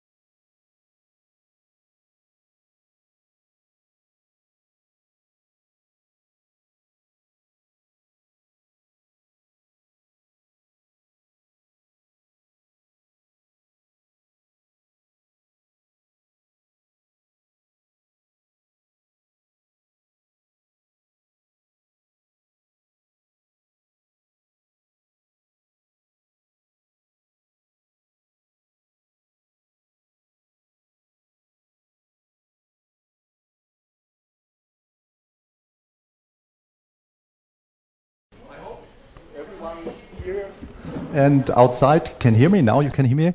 I welcome you all to, I think it's now the final session. There has been some rearrangement of sessions, but it's the final one. And I see there are still some people here, and I hope there are many others outside on the stream.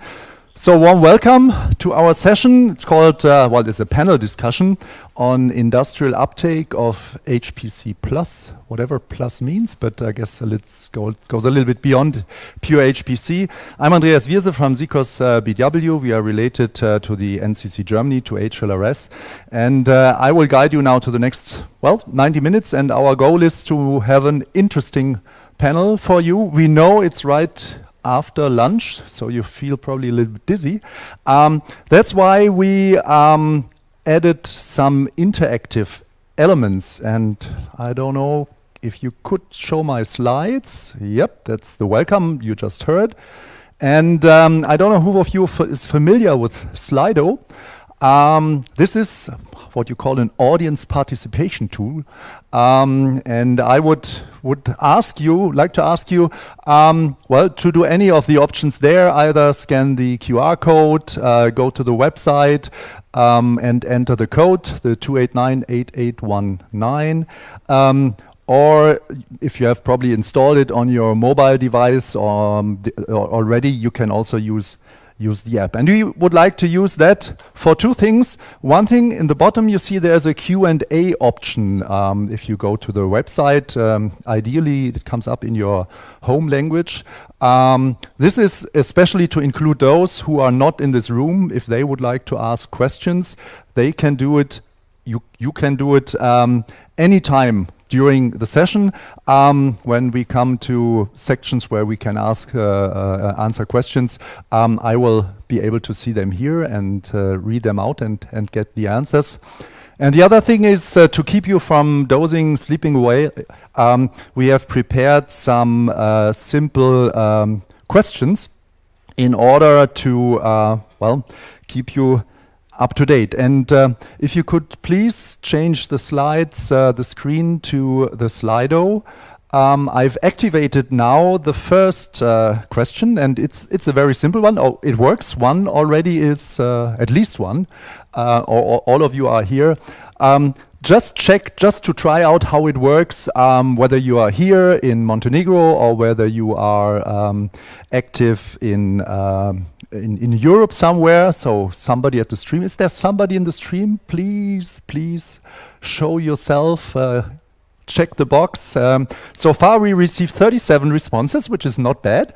And it looks as if the stream is more asleep than you are. Oh, there's a 2, 5. Oh, hey, welcome here from Europe. And well, I was just the outside Europe. I actually didn't expect too many responses. But you see it works, and it allows us also to get some input from you, because the panel discussion is fine, but if we are only discussing in the panel, we could have recorded it and stream it out. But I would like to have the opportunity also get some feedback from you. And therefore, I go to the next question that should be visible. Please stay on the screen. If there are companies here, so I'm not talking about HPC providers or centers, but if there are companies amongst you, could you please choose, do you use already HPC for industrial applications in your company? So well, you see the answers, and there are some coming in. It's not surprising that we have not that many companies here than we have HPC providers and others. But you see there is already rather clear picture. So we have many people with us who don't use HPC yet. So our session is especially interesting probably for them. And for us, it's interesting to understand what your needs are.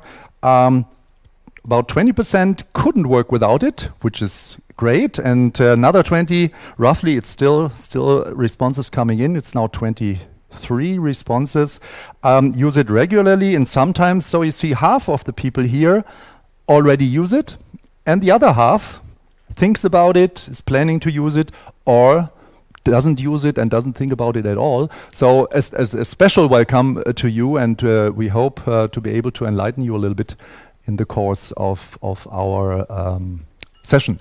So there's still some movement, but before we go into our panel, I would like to open another question. I think this is now fairly stable. 29 responses, thanks a lot. Which is going to everyone here.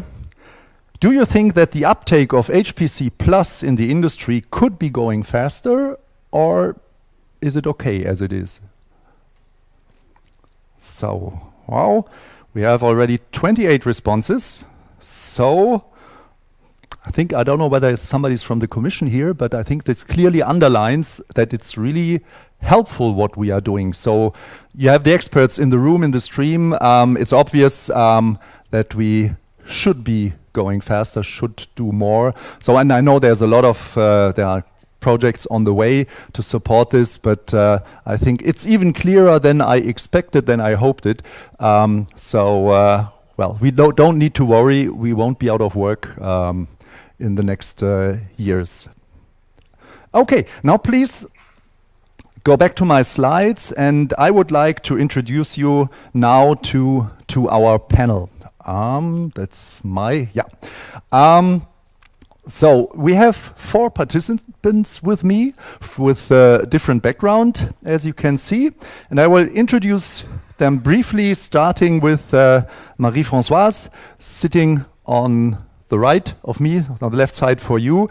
Marie-Françoise graduated from the French Engineering School with a master's degree in geosciences, so no IT, at least not computer science.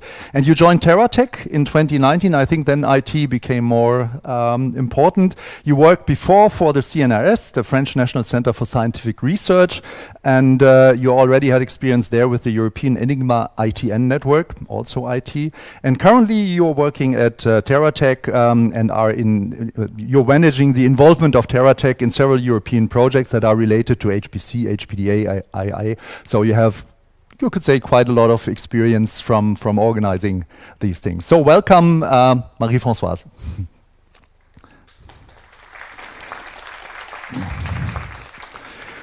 To my right, we have Kerem Karabay. He's from the Turkish NCC.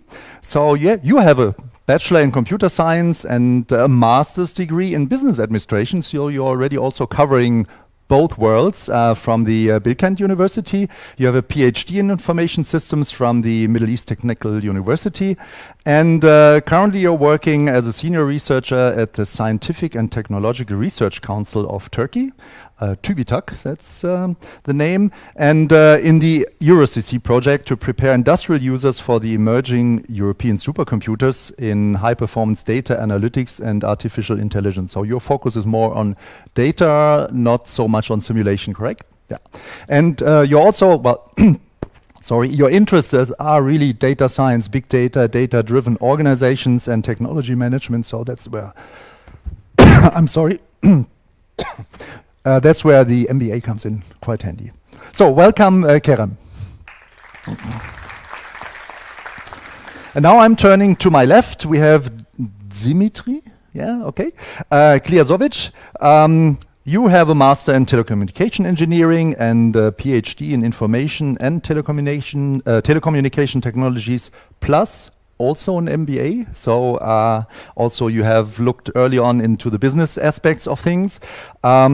You're project management office lead and business development executive at LuxProvide, Luxembourg's national HPC center. So we heard about Luxembourg earlier this morning. And you focus on innovation in technology, science, and business processes. That makes sense. And help companies to develop intelligent solutions. And you're an experienced manager, visionary research scientist, frequent keynote and panel speaker. You had several scientific awards and more than 100 scientific manuscripts. And you hold several patents, so I guess you're pretty rich already, or working on it. So welcome, Dimitri, here in our panel. And last but not least, we have Milutin Pavicevic. Okay. And you are the creative director of Elicon, so you are an SME. Well, you never represent, you feel you are an SME. You have a master in information technology, and you're also CEO of MINET, so that's a registrar, hosting and web service provider. So again, there's also IT. But you told me before you have also new things going on. Probably you talk about that later. So welcome, Milutin from, actually from Montenegro, right? From Podgorica. So, and now I would like to give the stage to Marie-Françoise, please. And your slides hopefully will arrive in a second.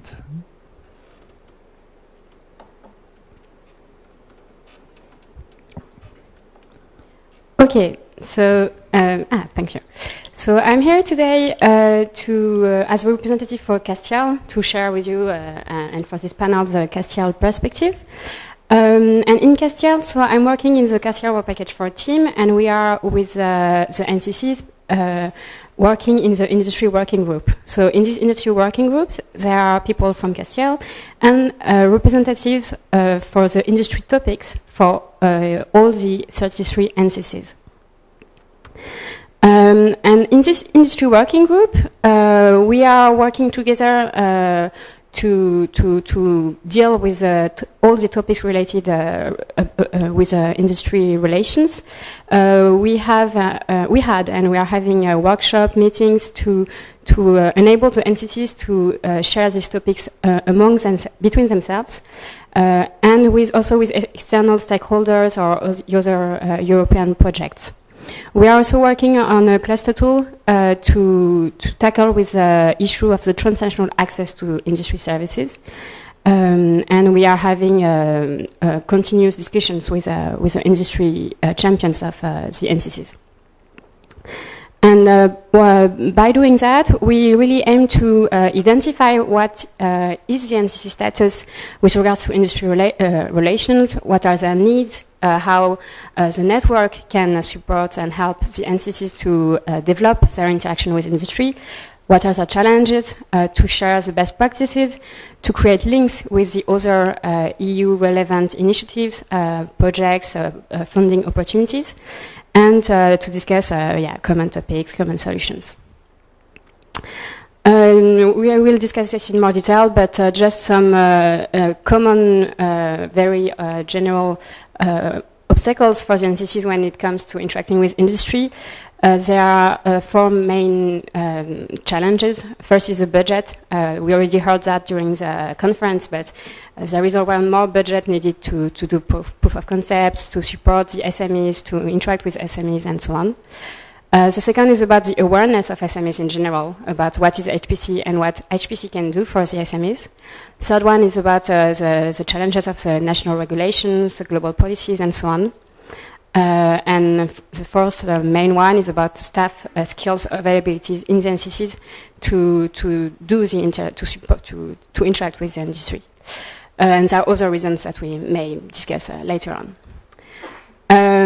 Just one last element is that actually regarding industry, there are SMEs and big industry. And for the moment, until now, the NCCs were mainly focusing on SMEs and on attracting SMEs, as these are the entities that could be interested in HPC and in the outcomes of HPC. And often the SMEs do not have currently the competencies, the knowledge, or infrastructure to use HPC. And that's all from me. Thanks. So thank you, Marie-Françoise. I know already, of course, but you mentioned it just in EuroCC. You're also working with the industry champions. Mm-hmm. Could you briefly describe what exactly they do? What's the idea behind it? The industry champions are representatives of the NCCs that are dealing with industry topics in their NCCs. So there are people interacting with SMEs or developing the services in the NCCs or in some entities of the NCCs. So we interact with them, and all the industry champions interact together to, for instance, produce forms to collect SMEs needs or SMEs requests and so on. So those are 32 right now, right? Or as many as we have NCCs? I think there are 33 NCCs for the moment. I guess they are pretty different, or how do you manage them if they are so different? Is that a chance, an opportunity, or does it make your job more difficult? No, actually it's a chance, because they have different knowledge, different expertise. So it's really about having a pool of different expertise, different competences, and sharing what each NCC can do best. Yeah, and your meetings I'm one as well, I know. So but your meetings are usually right now virtual. Yeah. I guess we didn't have the opportunity yet to have a physical meeting, but when I see how this meeting is going and how people bond to each other much more, it's probably a good idea. What do you think to try, at least for the next phase, also to kind of have a physical meeting? Do you think? Yeah, of course. Initially this was a plan, but due to the COVID situation, it was not possible. But indeed, during the conference, we also had an industry working group session in Real, and it's very lively, very interesting to bond in. No, that sounds good. And you mentioned SME. How SME specific is the industry champion work? I think large companies are also somewhere around, but you're focusing on SMEs to a large extent, or is it evenly distributed? No, actually, the NCCs are really focusing on SMEs because big industry often have already the resources or the infrastructures available within the big industry. And also there are more challenges. It's harder to find the right person to contact in big industry to know how to interact with big industry. And there are also requirements stronger for big industry or for security access, and it could be very peculiar or particular for each big industry stakeholder, and this could be more difficult. So SMEs is a better target. Yeah. Okay, that sounds fun. Thanks a lot, Marie-Françoise.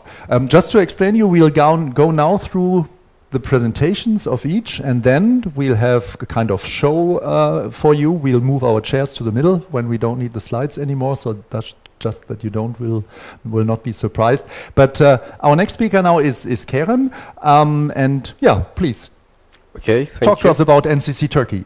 Okay, I come from NCC Turkey. I'm the industrial champion of NCC Turkey, by the way. We work with Marie-Françoise on industrial topics.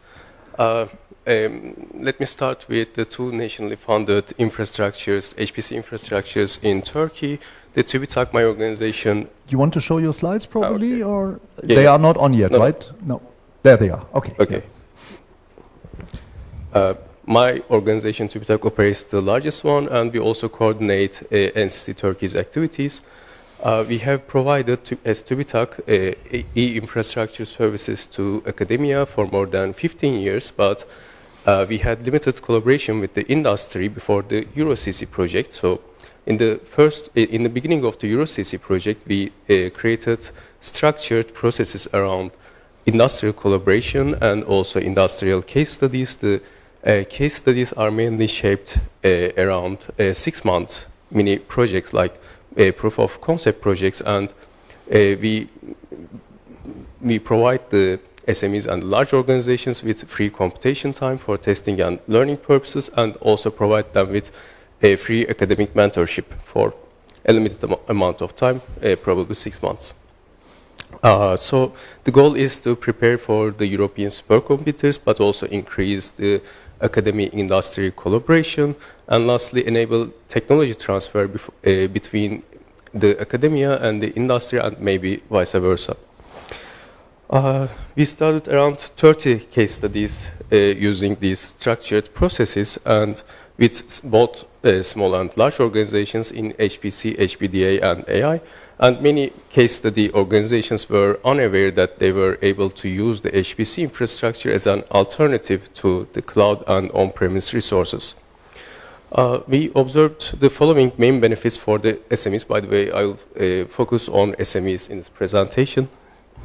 They were able to decrease their design times and costs, and they increased their networking and collaboration with academia, NCCs, HPC centers, which led to access to funds, access to computation time, and also academic mentorship. And they also got increased visibility through success stories, presentations, industry-focused events, and so on. We also observed, naturally, some adoption challenges for HPC. The first one is obviously the lack of awareness, but even if the company was aware, the SME is aware that it can use the HPC infrastructure, it may lack the strategy and the vision, like how the HPC as a technology fits into its strategic vision, how it can use the HPC infrastructure for some business benefit. They have a lack of HPC experienced personnel, but they are not, let's say, inclined to dedicate person months, or they are not inclined to move their workloads to HPC even after testing and learning phase. In some cases, we observed the security and data protection regulations as an issue. In addition, there is a mismatch, or aligning academic and industrial expectations was hard in some cases. It's also natural because one wants to publish research with high impact, and the other one tries to survive the competition, basically. So sometimes the SMEs couldn't get agile responses from the academia. And all of these challenges eventually lead to the last challenge, which is initiating sustainable and mutually beneficial collaborations between the SME and the NCC. As we prepare for EuroCC2, we noticed these problems around creating the sustainable collaborations with the SMEs, and we decided to develop a tool to assess SMEs' as is situation regarding their HPC capabilities. We also wanted to be able to measure the effectiveness of our collaborations for the SME, and also we wanted to create a model of common expectations around each HPC experience level. For example, for a collaboration, we say we carried a HPC user SME to the HPC champion level, or a HPC ready SME to the HPC user level, but there is no mutually joint agreement around the expectations around each maturity level. So the questions we tried to address are as follows. How do we create sustainable relationships with an SME? How to agree on expectations from each EuroCC experience level? How to assess an SME's as is situation, and how to tailor our services for the varying SME needs, and also how to measure effectiveness of our services. You probably have slides, right? Yeah. Okay. It's intended.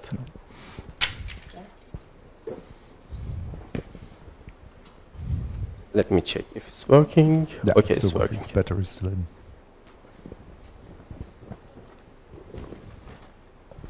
Therefore, we decided to write a white paper for two reasons. First, we wanted to share our experiences around the structured industrial user acquisition and case studies from EuroCC1.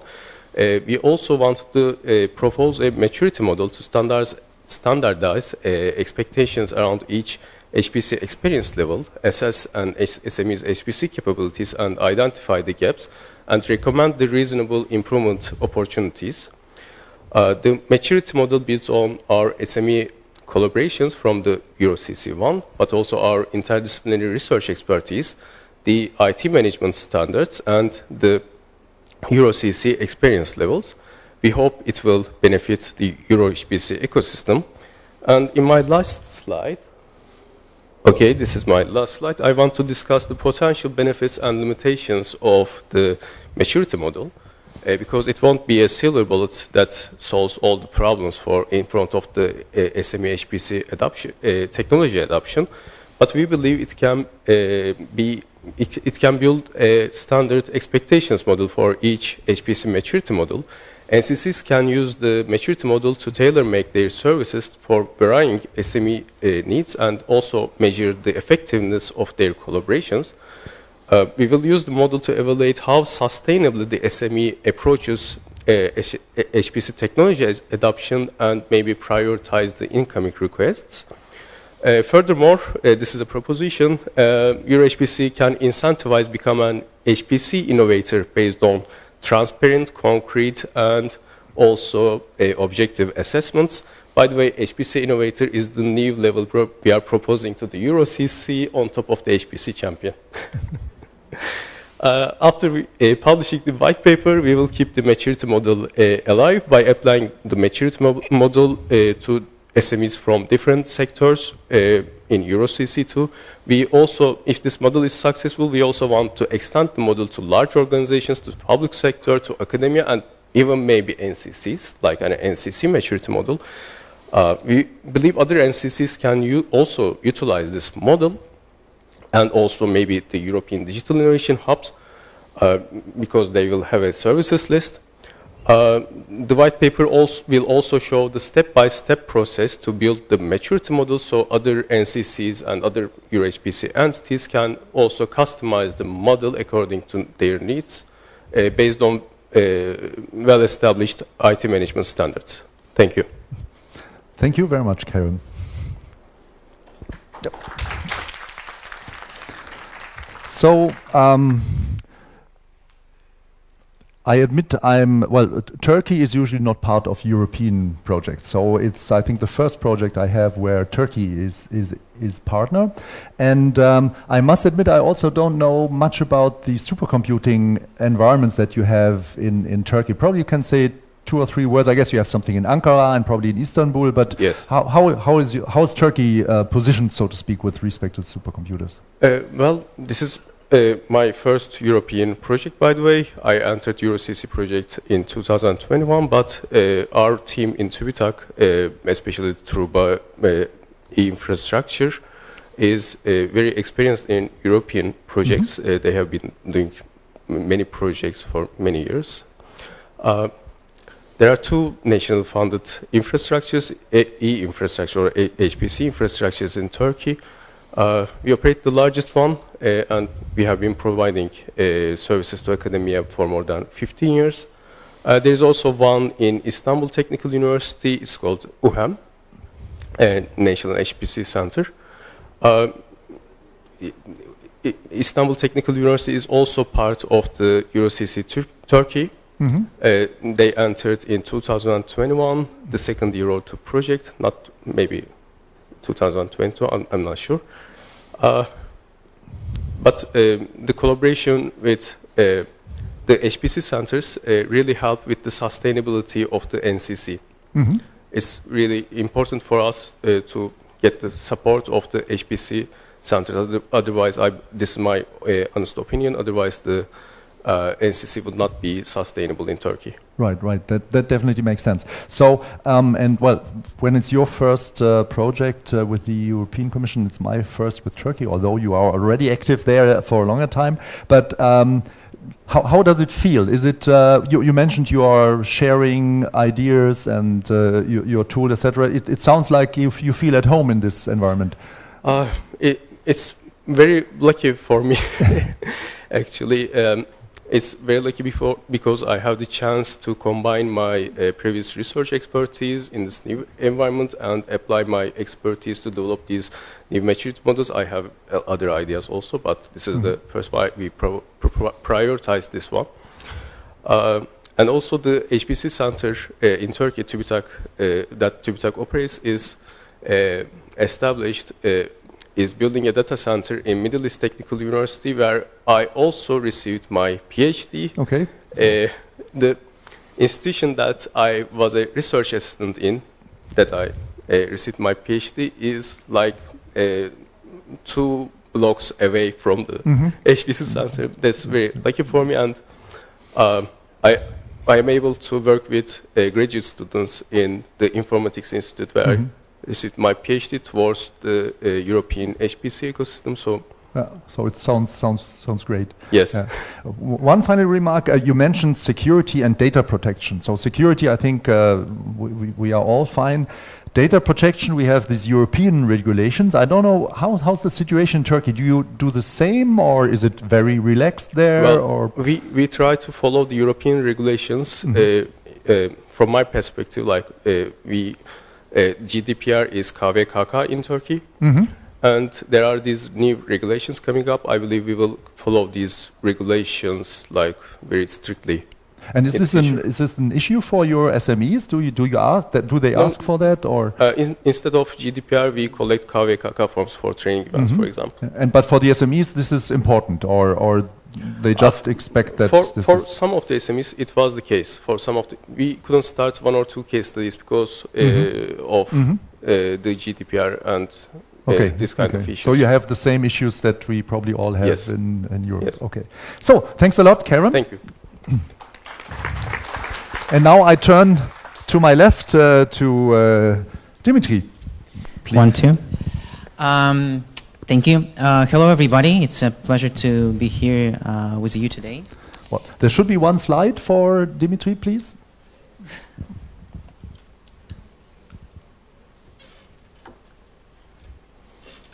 You can start if you want, so I'm sure they will figure it out. Yeah, okay. So, hello everybody. We see engaging with businesses in HPC to be very similar to asking a beautiful girl in inviting her for a first date. Say, on one point, we want to be charming and interesting to spark the connection. And on the other point, she needs to feel comfortable in the process, and also is looking for a match.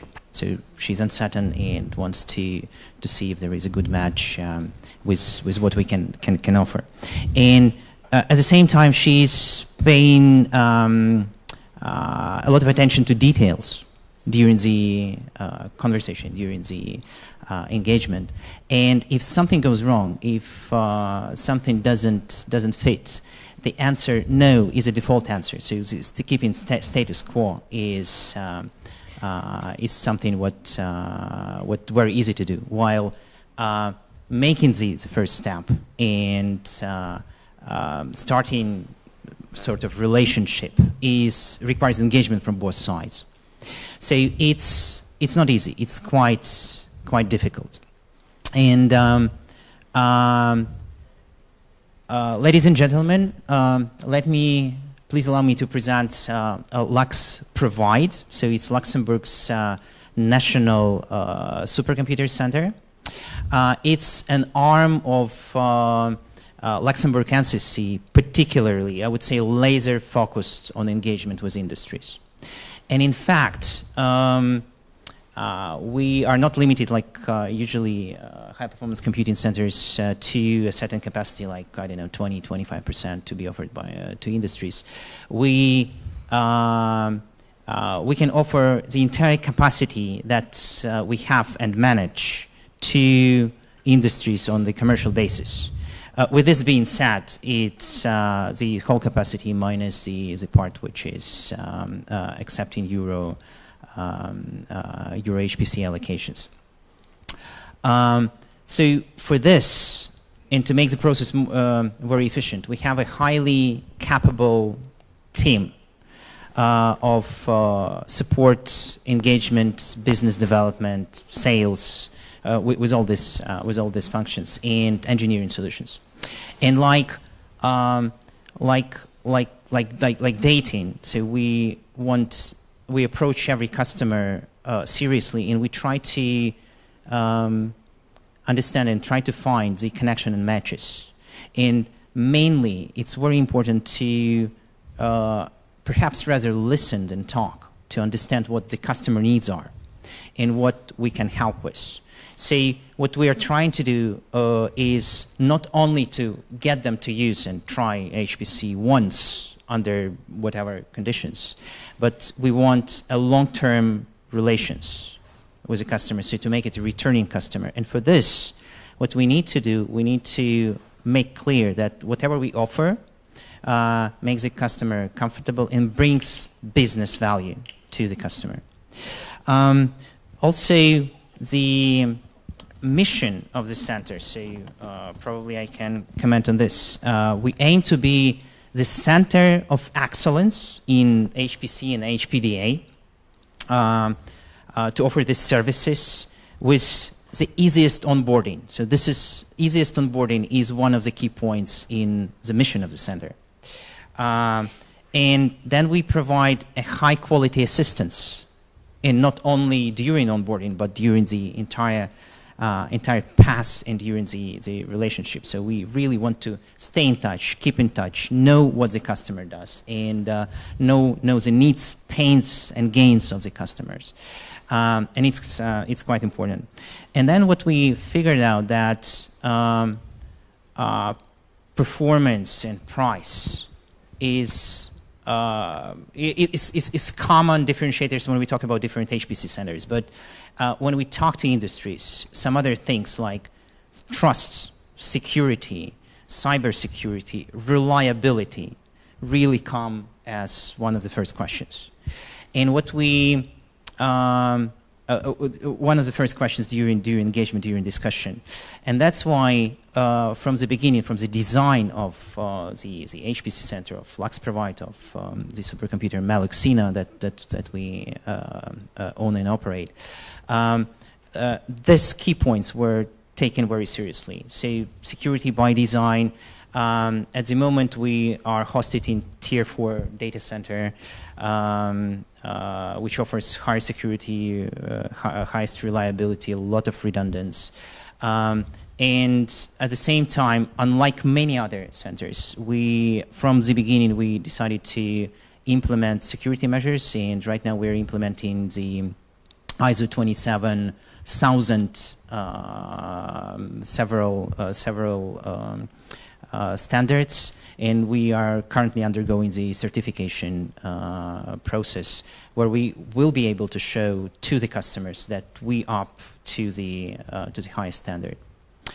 Then maybe to comment a little bit about the engagement. See, we again, very similar to dating. We are not just shouting out who would like to work with us, but we would like to be selective and picky to get to the right relations.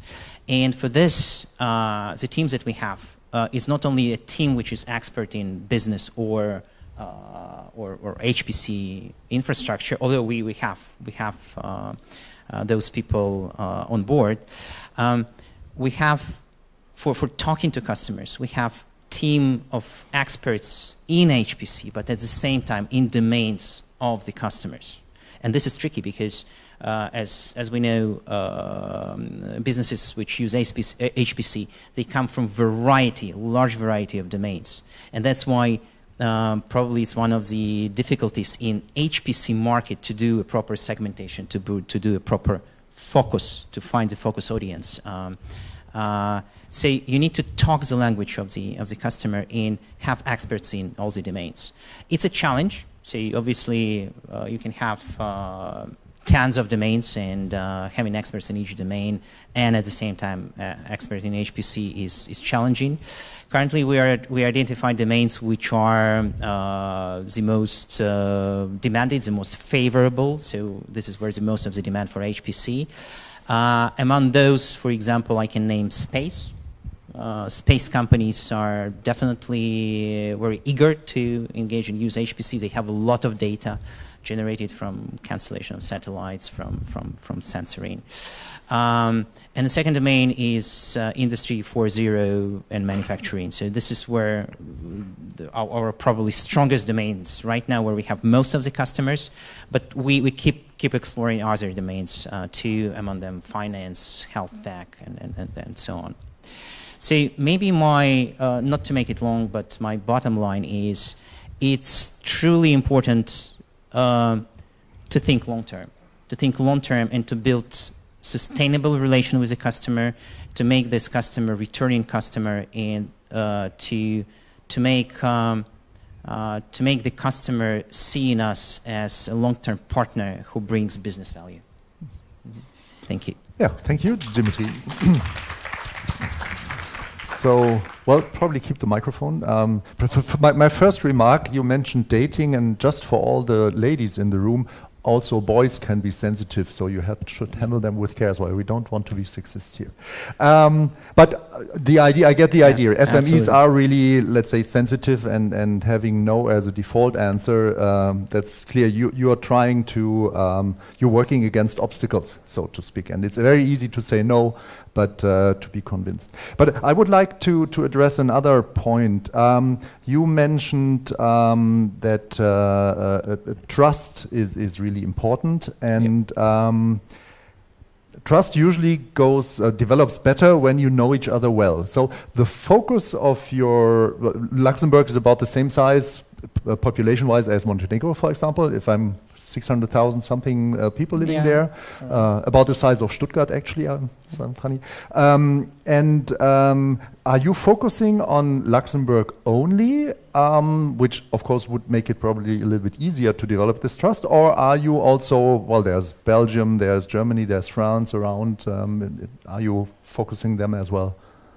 And good question. So, obviously, we're very open to work with pretty much everybody, and whoever is interested can come to us. But naturally, as we have a team of experts who can go have in-person meeting and explain, to invite the party to, for example, show Meluxina, to show where we have service, to show the level of security we have. So it's probably more favorable in the region. And when I say region, so usually in Luxembourg, as Luxembourg is indeed a small country, so we talk about the grand region. So and it's a term which says Luxembourg plus nearby lands from neighboring countries, Belgium, Germany, and France. Yeah, I was born in Trier, 5 kilometers from Luxembourg, actually, and you don't, since we have Schengen and no borders actually anymore, it's a large region, so that makes sense. And also the good point is that our team is quite international. We speak all the languages, nearby languages for sure. But we also so international that, for example, we have people coming as far as from Vietnam, and it's really international. Yeah. You mentioned your team of experts, and you said something I fully agree. You have experts in HPC, and you have experts in domains, because you need to talk the language of the SMEs. I'm wondering how many people you have, because if you need an expert for every domain, you can easily have 50 or 100 people. I guess you don't have that much. We definitely don't have, and will never have that many. How do you I think you said you focus. How do you define where to focus? So it's kind of easy, and we grow organically. We are a new center which was open and operational just a couple of years, and obviously we just go to the domains which we have the most interest, and there is a list of domains which is defined as national priorities in Luxembourg, so we definitely look into those as first, and we grow our teams depending on the load and depending on the needs. So, for example, initially we immediately realized that some of the domains we feel traction, and I was naming space and Industry 4.0. So we focused on we made sure that at least those domains are very well covered in our team. There are other domains which are still successful but not as successful, which we still want to conquer. So if we do not have an expert in the team, we have to team up with external expert. And as soon as we feel the volume is there and the traction is there, we internalize the expertise. When you have a critical mass, so to speak, then it's worth going in there. A good point about it is that we are running HPC Center as a business. So we have a business plan, we have a pricing model, which is we offer competitive market pricing, and we approach it professionally from the business point of view. That's why we decided from the beginning to have the sales team to talk to customers, to have proper procurement, proper customer relation management, and all this, which sometimes it's let's be honest, rarely present in university-based HPC centers. Yeah. Okay, thanks a lot, Dimitri. Thank you. And now, last but not least, in our team here on the panel, Milutin from Montenegro, please. From Elicorn, the company, SME. Yeah, so I'm Milutin. Hi. I did my master's degree at the University of Donja, Gorica in Montenegro here. My master's thesis was in electricity, short-term electricity price and load forecasting. And with Professor Tomo Popovic, we saw that there was value in the research that we did for the master's thesis, and it resulted in 2 scientific papers, one for the IEEE conference in 2020, I think, and last year for the MDPI Sensors magazine, one paper where we presented this kind of sort of novel way to approach electricity price prediction and to compare the methods for the price forecasting and load forecasting here. So this was, as I am an entrepreneur and have done in private business for 10 years before that, I've published my scientific work, last scientific works 10 years before my master's thesis.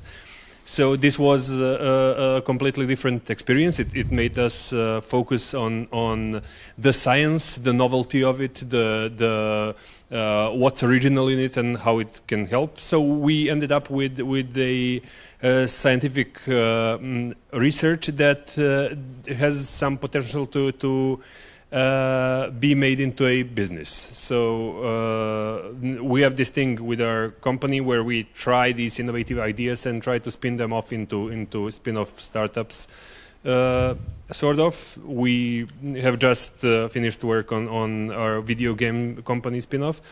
And we knew that we have this science, and working with startups, we knew that we don't know how to turn it into a business.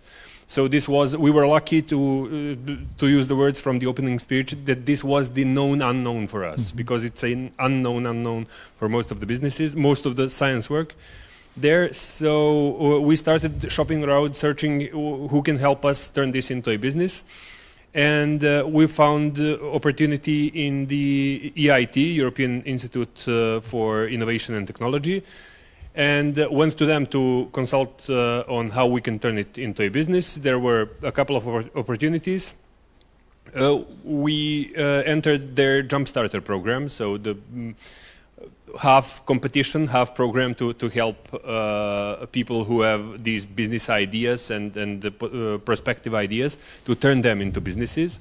We went through 2 phases. I can't say we won, but we went through 2 phases of this selection that were increasingly complex, and we're in the final stage that's starting in 10 days.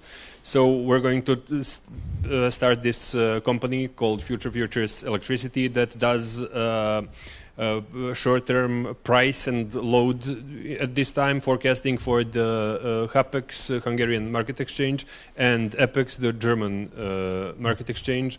For the Gencos, Transcos, the electricity companies that work in these exchanges, and for the market traders there. So that's kind of the gist of it. Yeah, thank you, Milutin. So in a way, I guess you had a certain advantage because you already from your education were, let's say, IT, open, affine, and also knew the university and the scientific way of thinking. If you think of somebody else who does not have this knowledge, I guess it would be much more difficult for them to go along the road that you took. Yeah, our company does consulting with through the Montenegrin programs. The one is called the last one is called Spark Me Startup Adventure. We do consult with startups on how to turn the bare technology startup idea into a business. So we went through with other consultants that do this sort of consulting. The how we do design consulting, the graphic design, user experience design. The other consultants do the business. We've seen companies that are struggling with how to create business model of something that's prospective. We've also had real good luck that we're extremely well connected in the electricity market, so we know who we're going to sell this to. But yeah, this is the one of the main barriers I see in Montenegro for the scientific work to be turned into business. There's this gap where you have scientific work, it has some importance, but you need help to create a business model for it, to know who to sell it to, how to sell it. How to create a product around the scientific work to make it a product, not just research. Yeah. You mentioned you are familiar with the electricity business, so that's the domain knowledge that also Dimitri just mentioned. You also have the data analytics or HPC knowledge. So in your company, both these things are together. And we heard from Dimitri that Luxembourg is kind of surrounded by other companies that are, let's say, mostly bigger, and there are also potential customers. How is it for Montenegro? So you looked out also to Germany, so your own state is probably a little bit too small for so specific things. So the networking, I guess, the European networking so is... Yeah, so the electricity market works on the international markets. Anyway, so it's always so international. We sell on the Hungarian market. Okay. And my connections were there, so that's where we started. And then Hungarian market and German market are coupled most of the time, so data sets match all the time, and the formats that these data sets are published in are pretty much the same, so we can just port another batch of data and create models for another market. Probably Nord Pool, the Scandinavian market, is also very similar. Going further would be more difficult in the logistical sense, but we've had luck that these data sets are similar. Yeah. And you mentioned that you went to EIT. So did you know them before, or was it the info? Was it hard to find, or was it again an advantage that you had anyway? You knew them. We didn't know that EIT exists. We didn't know of any of their programs in Montenegro. So when we were researching this, when this stopped being my scientific work and started being a prospectful work for our company, then it got into the hands of people who work on finding European projects that can support us.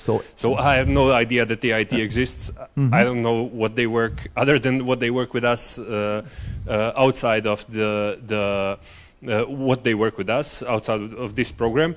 But they did have, let's say, Montenegrin competition for this. Montenegrin Jumpstarter. We went to Portuguese Jumpstarter because we thought that was our opportunity. They had this energy. They were focusing just on energy, so the mentors over there were much more useful than what we would get here. But no, so we searched for European programs that we fit into. Yeah. Okay, so this networking definitely is important, also to have the right team, or if it's not part of your team, to know where to find the domain expertise. Thanks a lot, Milutin.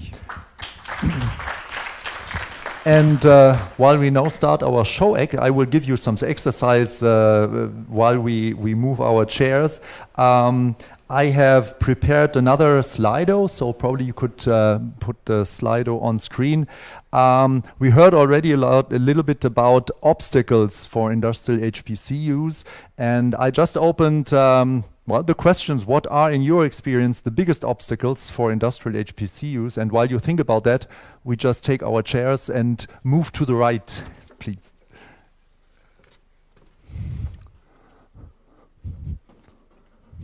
So I see you all have to search for Slido, or you're all asleep.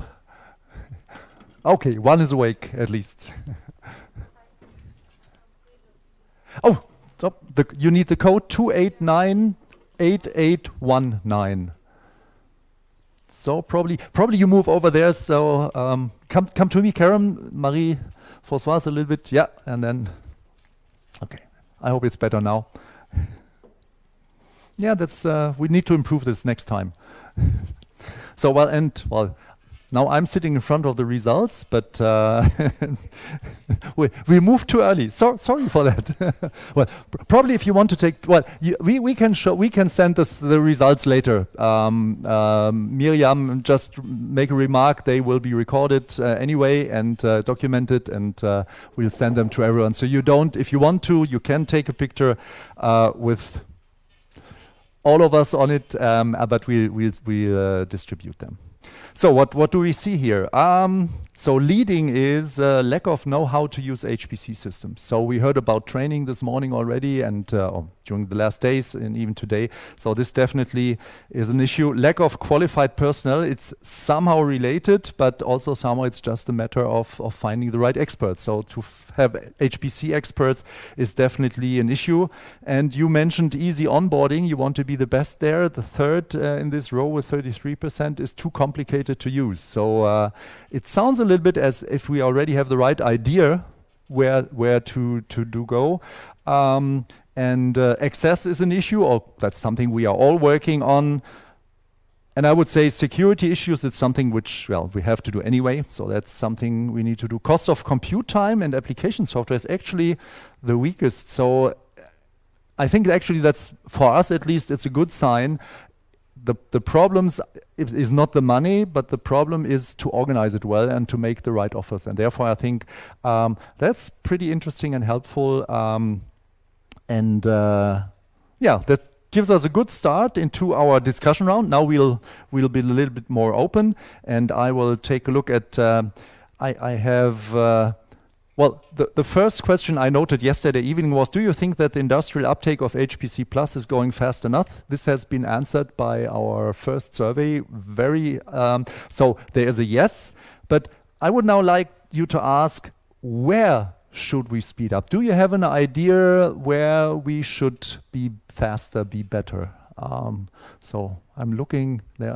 I see thinking faces, and who would like to start? Well, let's start with you. You mentioned easy onboarding. I think that's something. It's probably not the top. Was not the top, but an important one. What are you doing there for easy onboarding? To make it easier to use HPC systems. It's very simple. So usually when customers or prospective customers. Oh, okay. So when we talk about potential HPC customers, we talk about a wide variety of companies and with different level of HPC maturity. Some of them already work with HPC and experts and already using HPC systems. Say we just need to give them login names and then it's good. But others don't know how to use it, and when they come, they feel like don't know where to press, what to go, how to register, how to run a job, And sometimes most of the HPC systems are, for example, Linux based. Sometimes customers come and they need to run simulations, but the team doesn't feel comfortable with Linux system. And this is where we come. So we try to address these points for different customers, right? So we try to first understand at which point the customer stands. So if it's already an HPC expert and there is a big HPC team, that's easy, right? So we talk the same language. But if we see that the customer, for example, needs guidance, and this is what we do. So we have a team which kind of walks the customer, not interfering, but just helping to make steps, especially in the beginning with onboarding, with everything. And we kind of formalize the procedures, and it's transparent, very easy. With people assigned who follow up on them, so it's not the customer needs to get stuck and think what to do, but we always have a person to who is available to help. And we go even further. So, for example, I mentioned that some people are not comfortable with Linux, and this is something what is difficult to cover, and that's why we are trying to make easier for them to develop more web-based interfaces. And it's always a trade-off, because when you have this interface, you are making things more convenient for the customer, but you're cutting on functions. So, but for those who want to start and get engaged faster, this is the right way. Addressing the 50% here that don't think about it yet, they need this, and when they grow, they probably then also get into used to Linux or whatever. Milutin, you were also nodding. From your perspective, how easy was it for you to get going on the data analytics on the systems that you're using? So our challenge is, because of the nature of our work, the main work that we did with processing and data analytics was for the domain name industry, and the challenges over there are challenges with collecting and transferring and aggregating data, and not with processing, because the processing is really light. So Montenegro is also very limited when it comes to bandwidth, so this is where we are limited. This is the reason why the high performance computing centers are limited in use here, and this is why, let's say, pretty much all of our websites are hosted somewhere else. So these are the challenges that we face, and working with domain name industry. So like terabytes and terabytes of data coming every day, and this is, we have to store it, we have to archive everything, process, and then the challenges in data processing are something that was more easily solved than creating structures to put the data in. So it's actually infrastructure. To speed it up, you also have to work on the infrastructure, which actually it's not our domain. That's others, the telecom providers and everything. Yeah, we didn't work on the infrastructure. We went to Google and bought their servers in the USA. You looked for another way. As close to where the data is. Now I'm looking to the other side. You had several minutes to think about, so you're smiling already. Marie-Françoise, where should we speed up? I think they open it when you start to talk. Well, there's another aspect. Another aspect also would be about awareness and outreach to spread within the industrial world and among the SMEs what HPC can do for them. So we heard that during the conference, what works well are success stories and use cases when you interact with an industry user, to show that you had a success story in the domain and with the HPC, and what are the HPC outcomes. So this is really important, and also to support industry uptake. An issue often mentioned by the NCC is the lack of staff for support of industry, to have commercial people, to have people in marketing with marketing expertise and so on. So to also be able to work again about awareness, outreach, and so. In the session that Tommy had, it was in parallel over there, he showed the Fortissimo booklet, would you say that we, let's say, already have enough success stories? Are we delayed by a lack of success stories, or is it just that we have to use them more or better? Both. We have lots of success stories, but we always need more, because we always need in more domains and in more specific parts of the domains and so on. And the other part of the question? Well, are we delayed by the lack of, or should we use them? Put them to better use? No, I think we should use them more and develop and create more success stories too.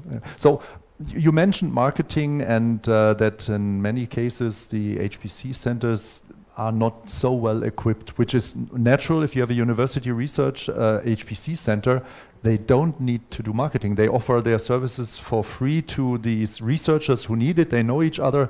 So does that mean should we?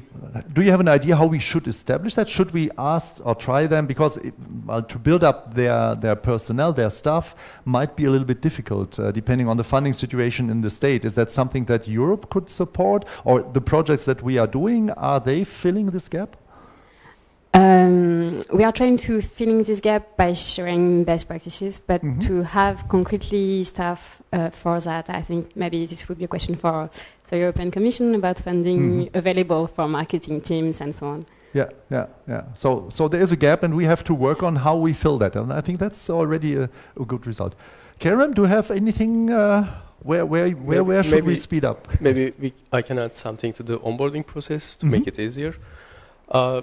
With the EuroCC project, we designed this onboarding process that I talked about. I mentioned it as the industrial user acquisition process, and the 6 months case study process that we designed really helps, because the companies can reach the free computational and academic mentorship resources, and the academic mentors also help the companies because they are experienced with the HPC infrastructure. And in some of the case studies, especially in the HPDA and AI case studies, I also participated as a infrastructure expert, and I prepared them with like tutorials or how-to guides on how to use, like for example, the data analytics tools that the companies know how to use on the cloud infrastructures, how to carry them on the HPC infrastructure.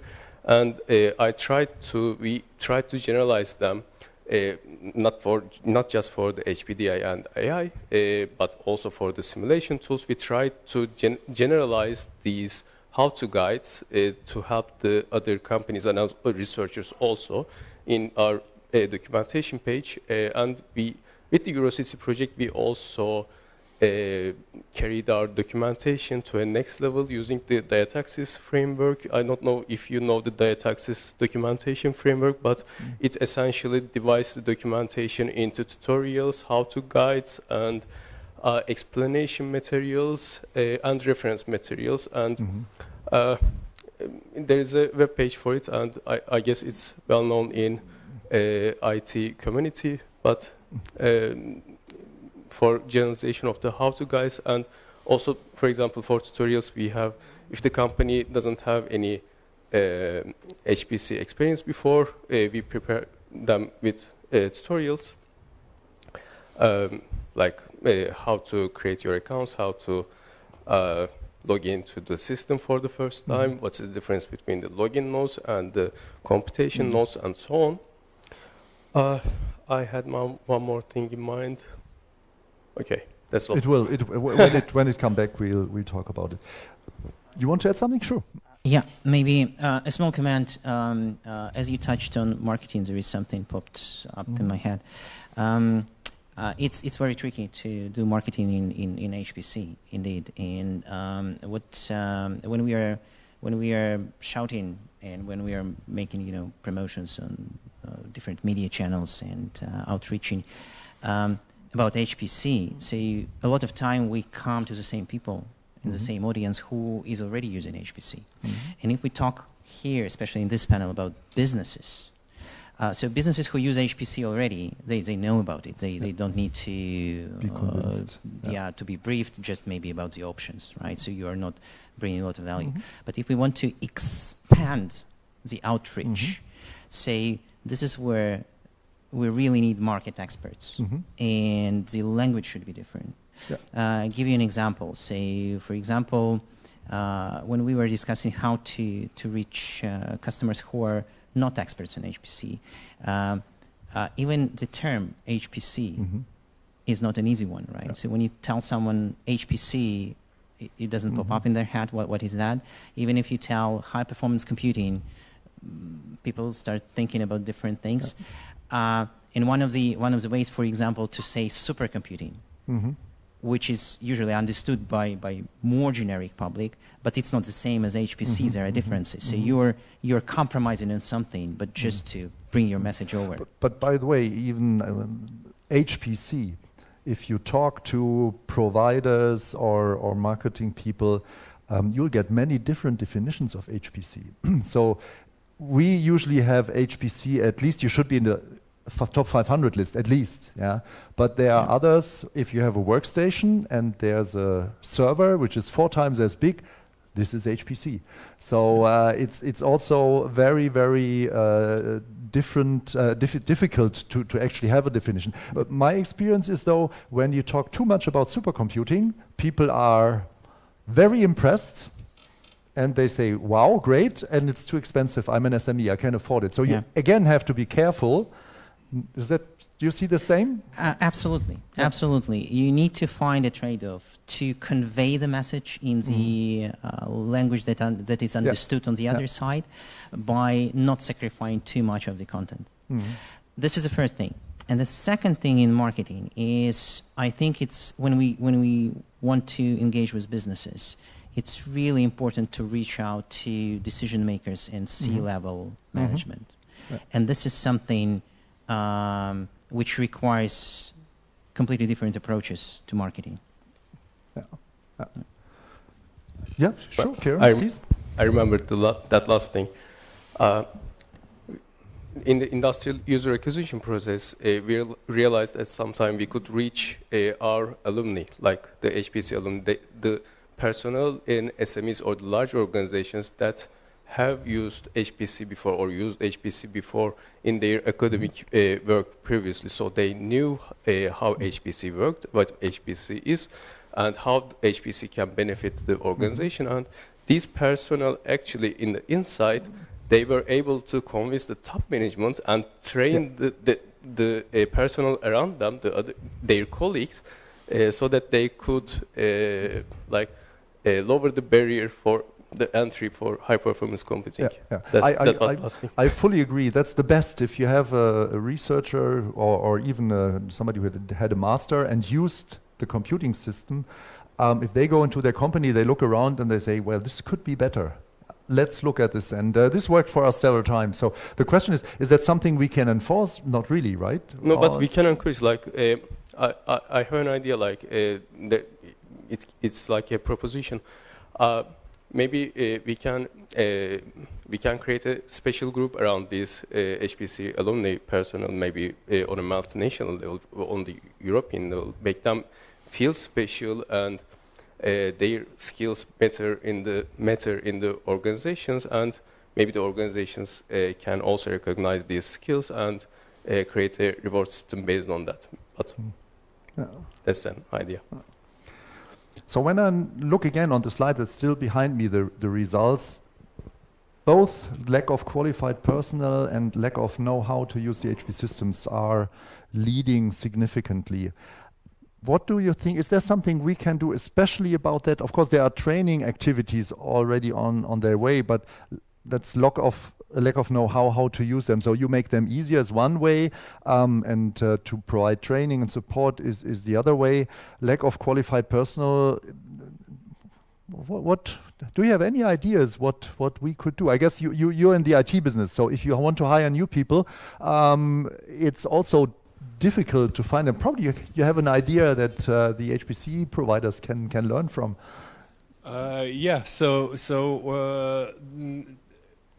With the scientific work and the business work, the things are different in the fact that if we find out that, let's say, this new neural network doesn't work as good as the other neural networks for this business, it has scientific value. In the business, it has no value because you haven't found anything that you can monetize. So the system works in this state where you, of high entropy, where you test everything in simpler models using, Stefan talked about using Google Colab for his research. And then you use these, you call them hyperscalers, you use these Amazon Web Services, Google Colab, whatever, to quickly develop models that you can use to test business models. And then you have these models that are built on the existing services. And when the entropy dies down, when the iron cools, that's the point where we should start. It makes business sense to start introducing these sort of HPC computers. It might be also because the people we're working in are not ready to be trained in this before this becomes something that's needed. But then again, it begs the question if it's cheaper to just continue working, to use the Mark Zuckerberg's words, to move fast and break things, to pay for the hyperscalers, to pay higher price or the more predictable price, than to switch to the HPC. And from our experience and what we see is that the first step of switching to the HPCs is use this for the research, and then we'll figure out what the price is for this. But that's the point where we should start thinking about the pricing of our products. So Marie has talked about marketplace and having some sort of better business sense of how this fits into business models and how we should create pricing around it before it becomes too late and becomes too expensive or too bothersome to just keep going on the. So what you say is actually, even if some company is already willing to use it, there are still things that are going too slow, and if you don't speed up there, and that's more, let's say, an administrative thing. So the prices should be known, or the offering should fit. Although they are already there, you turn them away to someone else if you're not careful. I understand that it's probably not something that can be done, but perhaps in the success stories, in the where these success stories can be coupled with the order of magnitude that cost them to do this sort of thing. Is that tens of thousands of dollars, or millions, or hundreds of thousands?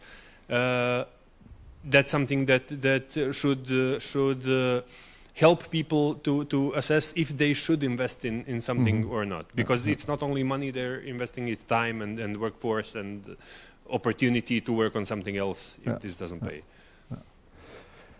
Okay, so the last minutes we have, I would like, to have another a quick poll, which goes more, what would you expect from a national competence center for HPC? So you see many different answer possibilities. I hope you can see them. And again, 289-8819 is the code. Just feel free. It's the questions open to anyone. Because I think we are going into the next phase, and actually the feedback there's really helpful. Even if you are out of an NCC, you probably have a good idea where we should become better and in order to speed up.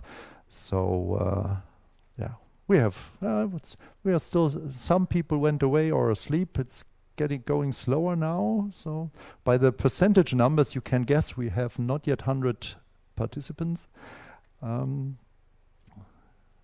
We are 2 digits now. Wait a little bit, but okay, there's still some movement in there. We'll wait a little bit.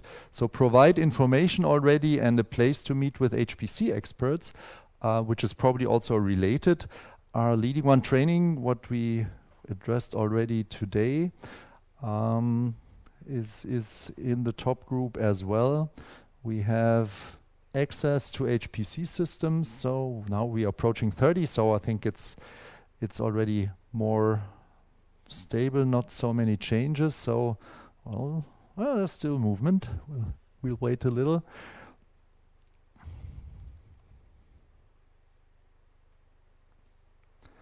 So in general, what I see, there's a lot of need for non-technical support. Yeah. Is that something that you also see in your experience? That it's the technical stuff is something, we get it done in a way or another, but creating awareness, providing information, organizing training, that seems to be the more critical one. Marie-Gérard, François, sorry.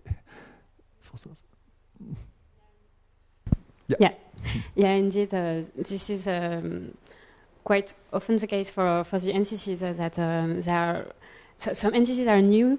So for NCCs which are quite in place with for a long time, they know how to interact with the ecosystem, and they can provide training, support, and so on. But for some NCCs which are newer and which were created during the phase 1, they still need some time and some knowledge to provide what is needed for SMEs for interaction. So to be able to have people in place with marketing expertise, or to create awareness and to create to outreach to industry in their country. Well, I think already in EuroCC there is already an exchange also between more experienced NCCs and newer ones. Do you see this in your work when you're working with the industry champions? I guess it's similar, is it? We are exactly working on that. This is what we do in the industry working group. We had, for instance, a workshop to exchange best practices when it came to actually start interaction with industry. So how to approach with users, how to contact them, how to speak the same language, and so on. So this is exactly what we are working on, and trying to share the best practice. Also to share if there are some documents already created. For instance, in NCC Turkey, they had great forms for new user. Also some flyers or some documents to explain very shortly and very efficiently what is HPC, what HPC can do for you. Just to have something you can send by email, or you can share during a trade fair or something like that. So to share this kind of documents already existing in some NCCs, so that other NCCs could get inspiration and create their own ones, their own material. Yeah.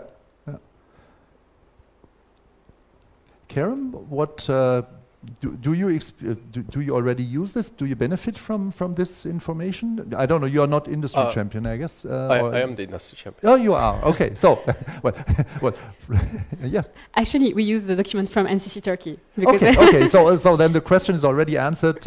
Yes, you do. Yes, we do. Yeah, you use and you share, and yeah. What comes to your mind when you see these lines?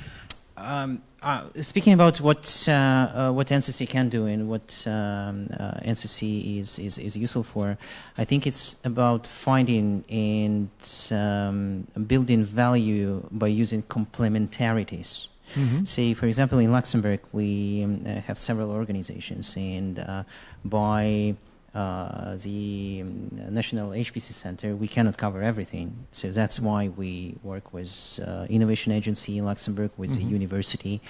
And the idea is to organize a smooth transition and cooperation between the partners of NCC, such that when we have a particular case, for example, when we need to do market survey and outreach to all the companies just to find, prospective customers so we can come and talk to them, we received a great help from Lux Innovation Agency, and it was the task mainly driven by them, together with other partners, but mainly driven by Innovation Agency.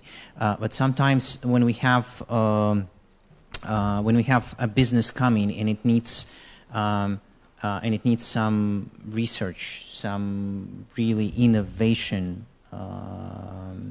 work to be done, and we do not have the competencies inside the HPC center, because research is not the main task. It's not the main task what we do. We bring in and start working together with the university, where we have a lot of groups covering different fields and very proficient in research and technology transfer. So I think it's synergies, exploiting synergies. Teaming up with whoever fits and makes sense. Okay. Thank you. So I'm just looking around. We almost reached the end of our session already. I don't know how strict time management is. I'll take just a few minutes to have a final comment round. But before we do that, also one, I will have it run in parallel. It's a different kind of poll now. It's a word cloud. So What comes to your mind when you think about EuroCC and the NCCs? Just type in whatever you think. I think words shouldn't be longer than 25 characters. And if it's about having a great party on a boat, that's fine. But coming to Montenegro is fine. But just put anything there you like. And while you are thinking about that and probably adding something, I will just have a final remarks round. I think ladies first again, if you agree. We are talking about how to improve, how to speed up the impact, the take up of HPC plus in the industry. Do you think what we discussed today goes in the right direction? Yeah, for sure. There are some great ideas and synergies. It's really, I think, the most important word what we discussed today. Also, from the CASTIEL perspective, what is important is that the NCCs interact together and share what they know best and support each other about getting better at interacting with industry and at supporting uptake of HPC in general. So, yeah, synergy and collaboration. That comes perfectly right for the next phase, right? We can do all that. Kerem, please.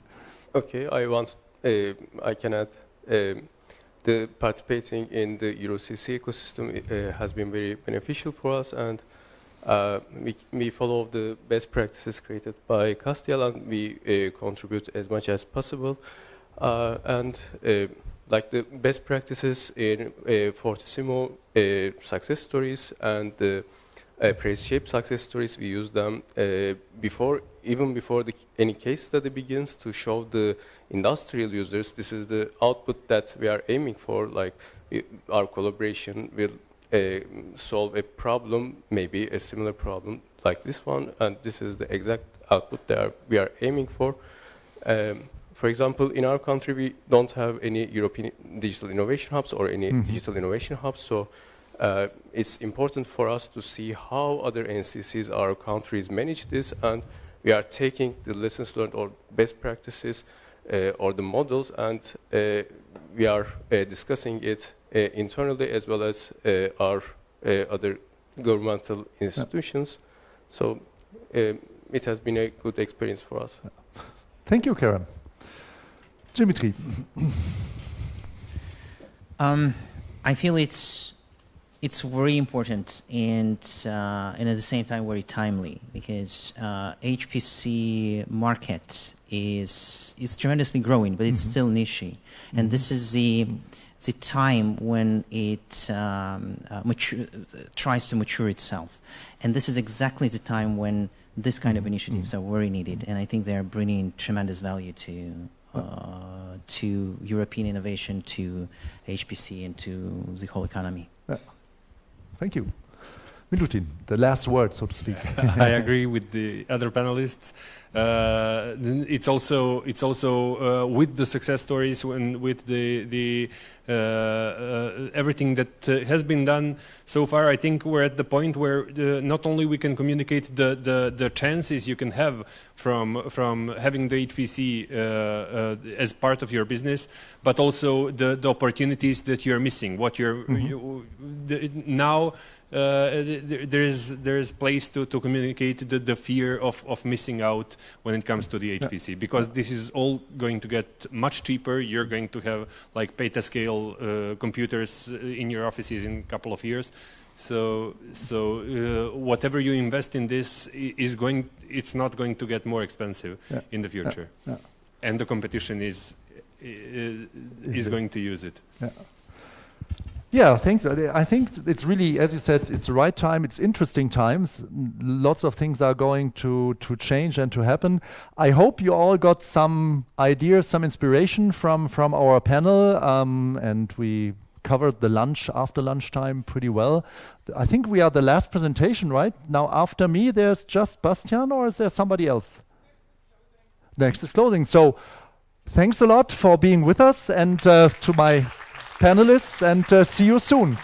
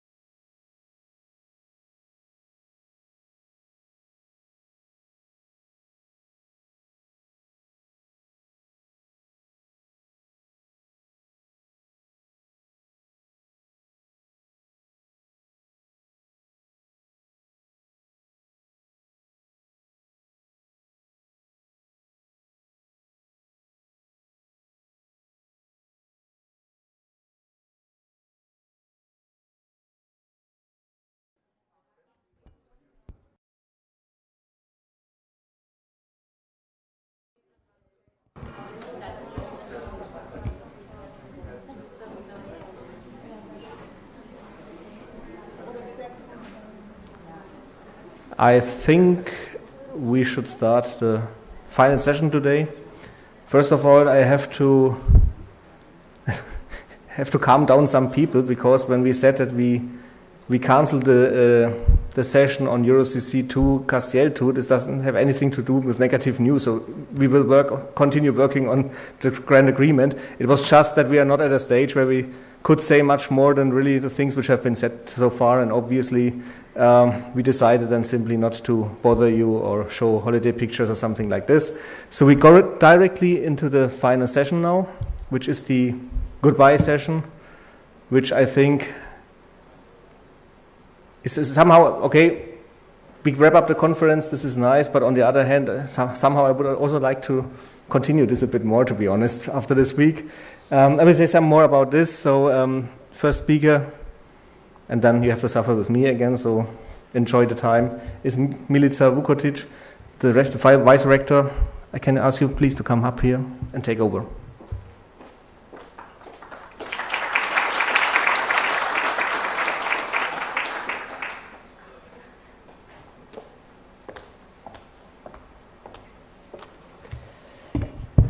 Hello everyone. You know, in our region there is a very famous song telling only the strongest can survive and never give up. So we now in this auditorium are the strongest from this conference. Also, aside from the people from region, I don't know if other guests know that there is a belief, or there is a saying, that Montenegrins as a nation are lazy. There are even 10 Montenegrin commandments. I will state 2 of them. For example, if you see someone resting, please help him.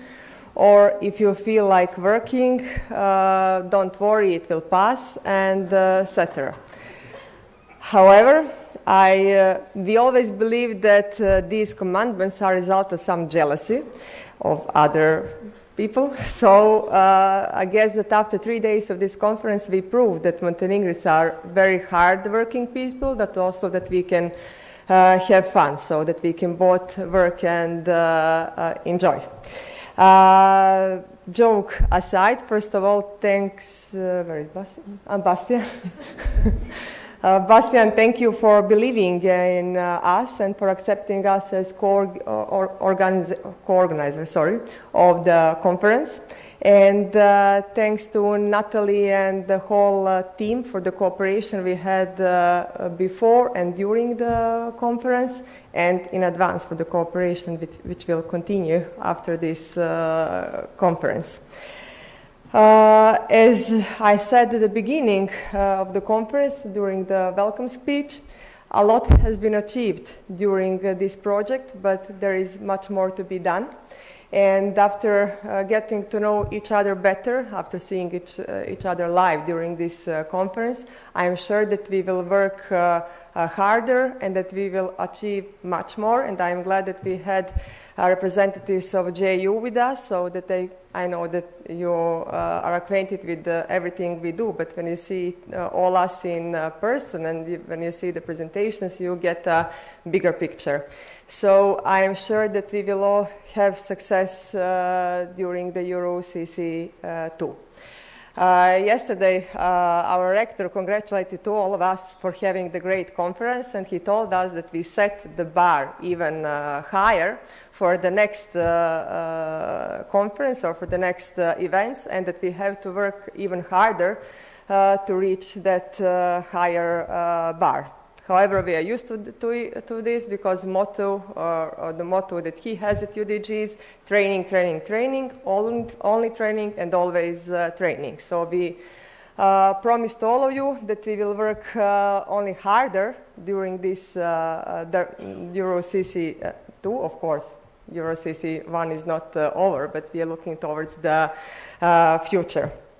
You've seen this morning that even heavens were crying because of the ending of this conference.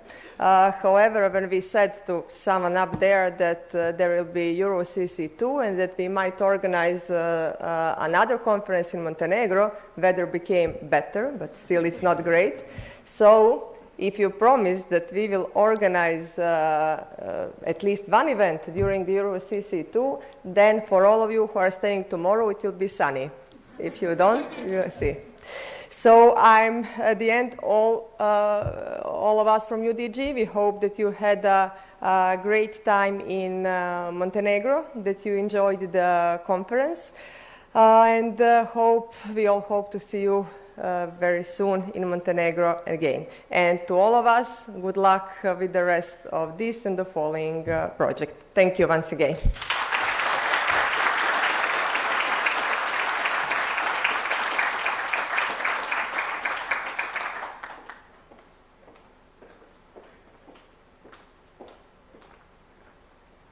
Okay, me again.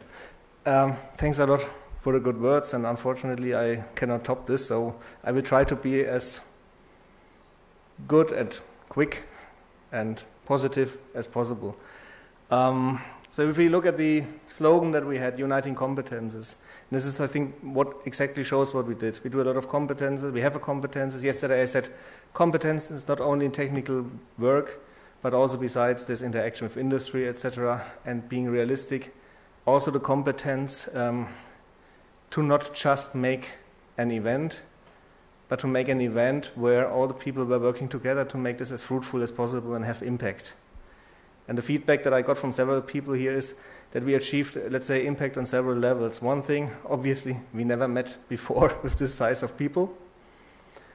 Secondly, I'm happy that we had, I think, a peak number of 380 people looking to this, which is, for me, an impressive number on YouTube.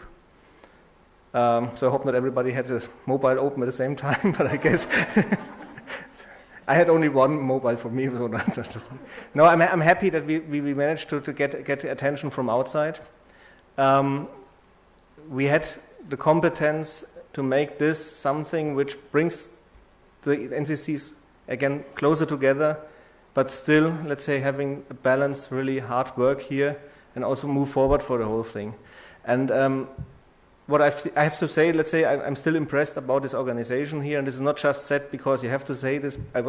For me, an example was yesterday when we had really a good discussion at lunchtime with the JU people, and to be honest, I knew that I will have to give this public opening, and it was like 20 minutes before 1, so I decided, okay, I will be in bad mood, having had no food, something like this, and somebody came in suddenly with forks and knives, and I said, okay, probably for the next people in the room, and then I came in with food, and I had no clue who ordered this, and I figured out, obviously, that was what I was told, that one of the students, or let's say the supporters, was seeing that we are sitting in still there, and they had the idea simply to support us with something like this. And this is something which goes beyond classical organization. I'm not sure, let's say, of my students, if they would simply not have been happy, us starving in the room, something like this, because we deserve it. So again, this is for me one of the examples where I have seen much more, let's say, host friendlyship than it's usual. So many thanks for the whole thing.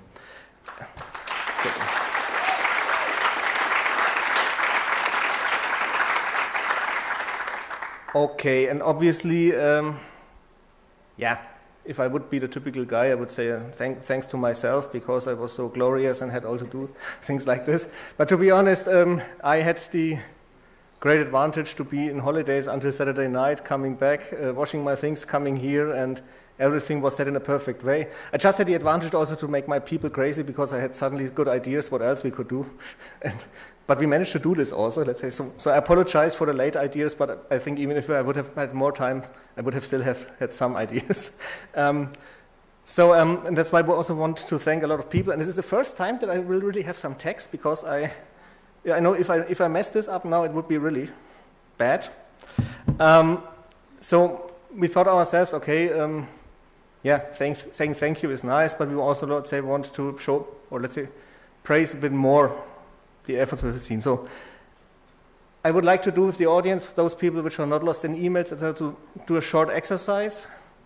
Can you please all look and just put your hands like this? And now do this.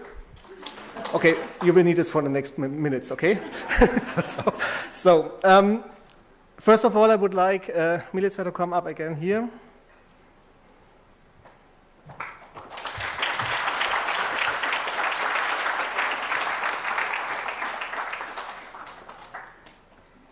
So for me, the important part is you're here. Thanks a lot for that. I really appreciated that. And we have a small gift for you.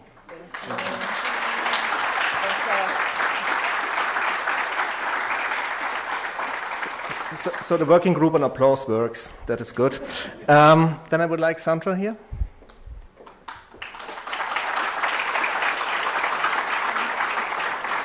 So now it will be less of a surprise because. Thank you. Thank you. Believe in us. Thank you for all support. Yeah.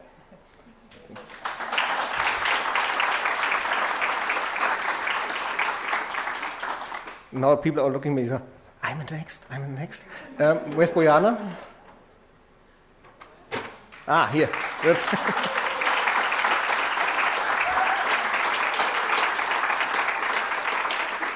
Yeah.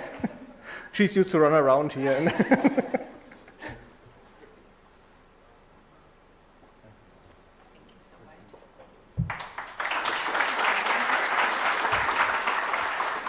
So in general, this is representing only, don't know, 100,000 people in background. It was feeling like everywhere somebody was working and whatever problem we had. We also want to thank 3 other people which were more suffering from us because they kept us busy during the times when we had nothing to do. So the first one is Tomo.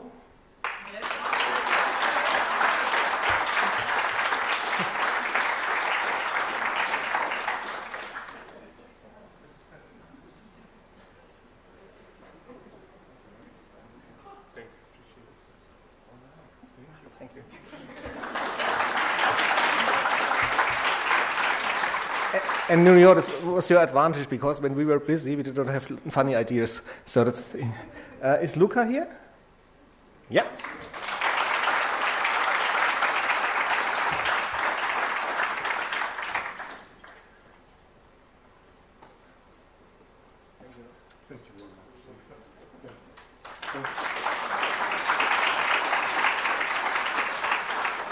And I'm looking for Sanya.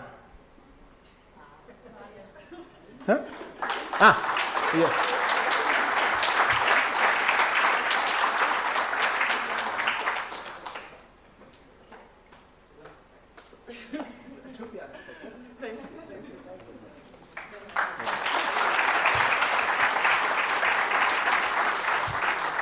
Okay. So this happens usually. I change now my ideas. Schoko? Ja, sag ich doch. So we have also something, let's say, for the team in the background here. So this is something where we would like ask you to take over the responsibility to distribute it to all of them, because we wanted to keep it to half an hour.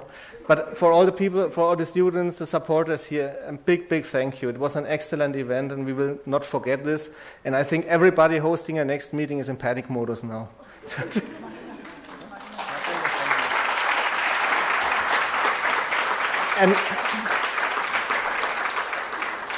And the quick question is, one of the students Maria? Did you order the food for us yesterday? Yes. Then a special applause for her. Yeah, you should run now with all the things. It's good. It was a pleasure for us as well. Thank you very much.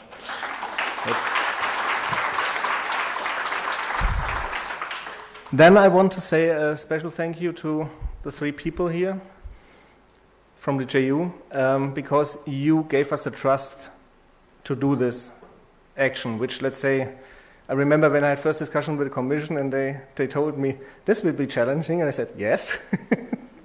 And to be honest, I think we had the start was a bit, let's say, not perfectly in line, but having the trust and knowing that we can achieve something together with you, many thanks for that.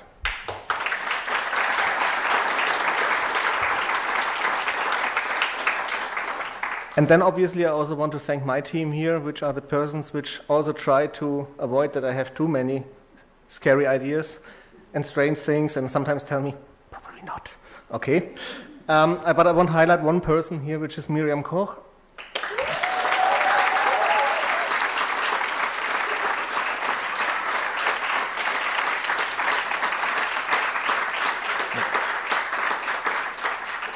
The problem is, even if she's nervous, you don't see it really, and this always makes me nervous, because I think she must be nervous. No, we do it. It's okay. We can do it like that. So many thanks, Miri, for all the thing, and obviously for all the others to support her.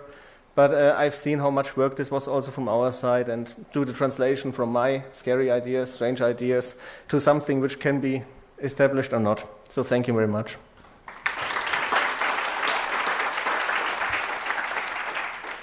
And then I thank you all for participation here, and thank you all for being with us, being interactive, which is the most important part.